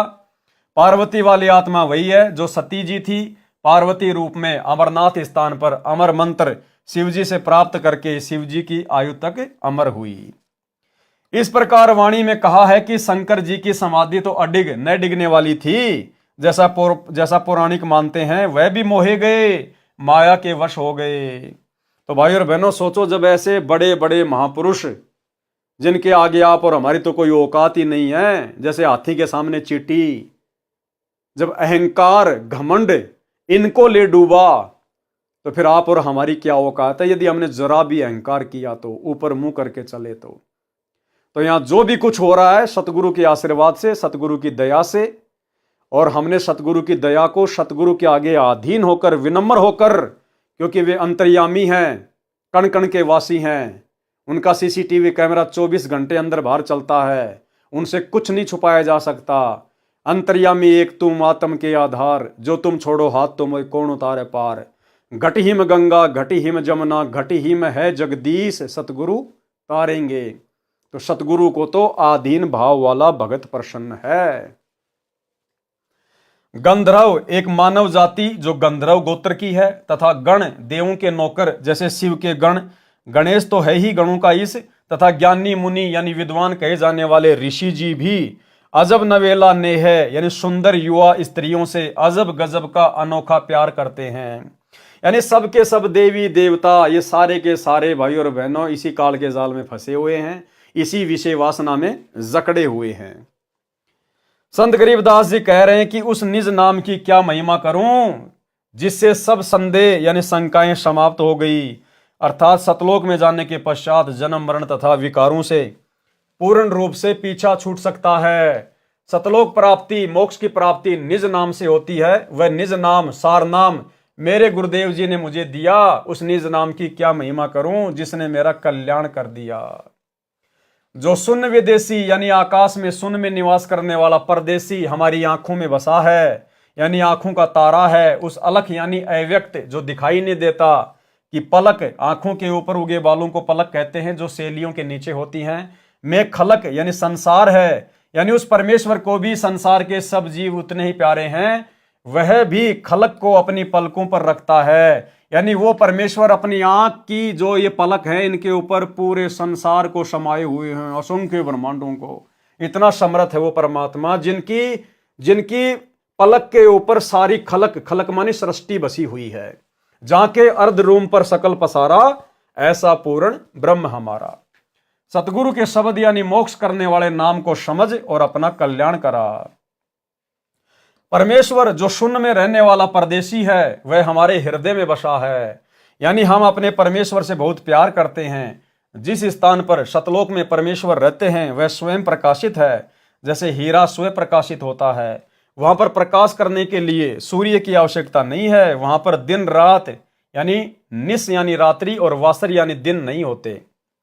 वही परदेसी सत्य पुरुष त्रिकुटी में अन्य रूप में रहता है। त्रिकुटी कमल परम हंस पूर्ण सतगुरु समर्थ आप हैं। वही परदेसी सत्य पुरुष त्रिकुटी में अन्य रूप में रहता है। उस शरीर की शोभा शंख पद्मों की रोशनी जितनी है। सतलोक में परमेश्वर के एक रोम यानी शरीर के बाल की छवि करोड़ सूर्य तथा करोड़ चंद्रमाओं जितनी है। पद्म की रोशनी तो एक चंद्रमा जैसी ही होती है। यानी त्रिकुटी पर सत्य पुरुष कम तेज वाले शरीर में विद्यमान है। त्रिकुटी तीर का अर्थ है त्रिकुटी के किनारे, यहां तीर का अर्थ किनारा है। जैसे यमुना के तीर कृष्ण बंसी बजाई रे। उस परमेश्वर जी ने कोकिल कीर यानी कोयल पक्षी जैसी मधुरवाणी बोल बोलकर ज्ञान बताया था। उस परमेश्वर की सत्ता यानी आधिपत्य शैंस कमल हजार पंखुड़ी वाले कमल पर भी है, क्योंकि वह कुल का मालिक है, वासुदेव है। शैंसर कमल बाग का भावार्थ है कि जहां हजार ज्योतियों का बाग सा लगा है, उस स्थान का मालिक वास्तव में सत्य पुरुष अविगत राम ही है। जैसे चक्रवर्ती सम्राट के अधीन सब राजा तथा उनके सुंदर नगर व निवास भी आते हैं, वे उसी के माने जाते हैं। उस परमेश्वर को प्राप्त करने वाले नामों में एक सोहम नाम भी है। अन्य मंत्र नाम भी हैं जिनको तरतीजन यानी क्रमवार बारी बारी एक के बाद दूसरा ऐसे तरतीवार दिया जाता है। सोहम नाम के जाप में ध्यान लगना ही संतों की समाधि है। इसी में धुन लगाते हैं, इसको शैद समाधि कहते हैं। यानी भाइयों और बहनों, गुरुदेव भगवान हमें यह समझाना चाहते हैं कि इस पूरे संसार का मालिक एकमात्र कबीर परमेश्वर सतगुरु रामपाल जी है। जिस प्रकार शरीर में हमारे ये कमल बने हुए हैं, मूल कमल से लेकर सहस्त्र कमल तक, उन सभी कमलों में परमेश्वर का ही निवास है, परमेश्वर का ही आधिपत्य है। ये देवता भी रहते हैं, लेकिन जैसे फूल में गंध रहती है, इस प्रकार से ओवरऑल कंट्रोल कबीर परमेश्वर सतगुरु रामपाल जी भगवान का ही रहता है। बाकी सब उनके व्यवस्थापक हैं, मैनेजमेंट वाले हैं, उनके नौकर हैं सब। सुमरण की महिमा। तो भाइयों और बहनों, आज के इस वीडियो में हम केवल इतना ही लेंगे। आज गुरुदेव भगवान के कर कमल से लिखित पवित्र पुस्तक मुक्ति बोध का हमने 8वें नंबर का वीडियो देखा। गुरुदेव भगवान के आशीर्वाद से बहुत कुछ हमें समझ में आया है। भक्ति मार्ग के नए नए रहस्य हमें पता चलते जा रहे हैं, जिसके चलते हमारा आत्मविश्वास बढ़ता है। भक्ति करने की जो प्रेरणा है वो प्रबल होती है। गुरुदेव भगवान में हमारा विश्वास बढ़ता है और हमें अपने आत्म कल्याण की चिंता होती है। और ये जरूरी है भाइयों और बहनों, क्योंकि भय बिना भक्ति नहीं हो सकती है। तो आज के वीडियो में केवल इतना ही। कल रात्रि 8 बजे सभी भाई बहन फिर से जुड़िए। तब तक गुरुदेव भगवान हम सबको आज्ञा दें, इजाज़त दें, आशीर्वाद दें। बंदी छोड़ सतगुरु रामपाल जी भगवान की जय हो।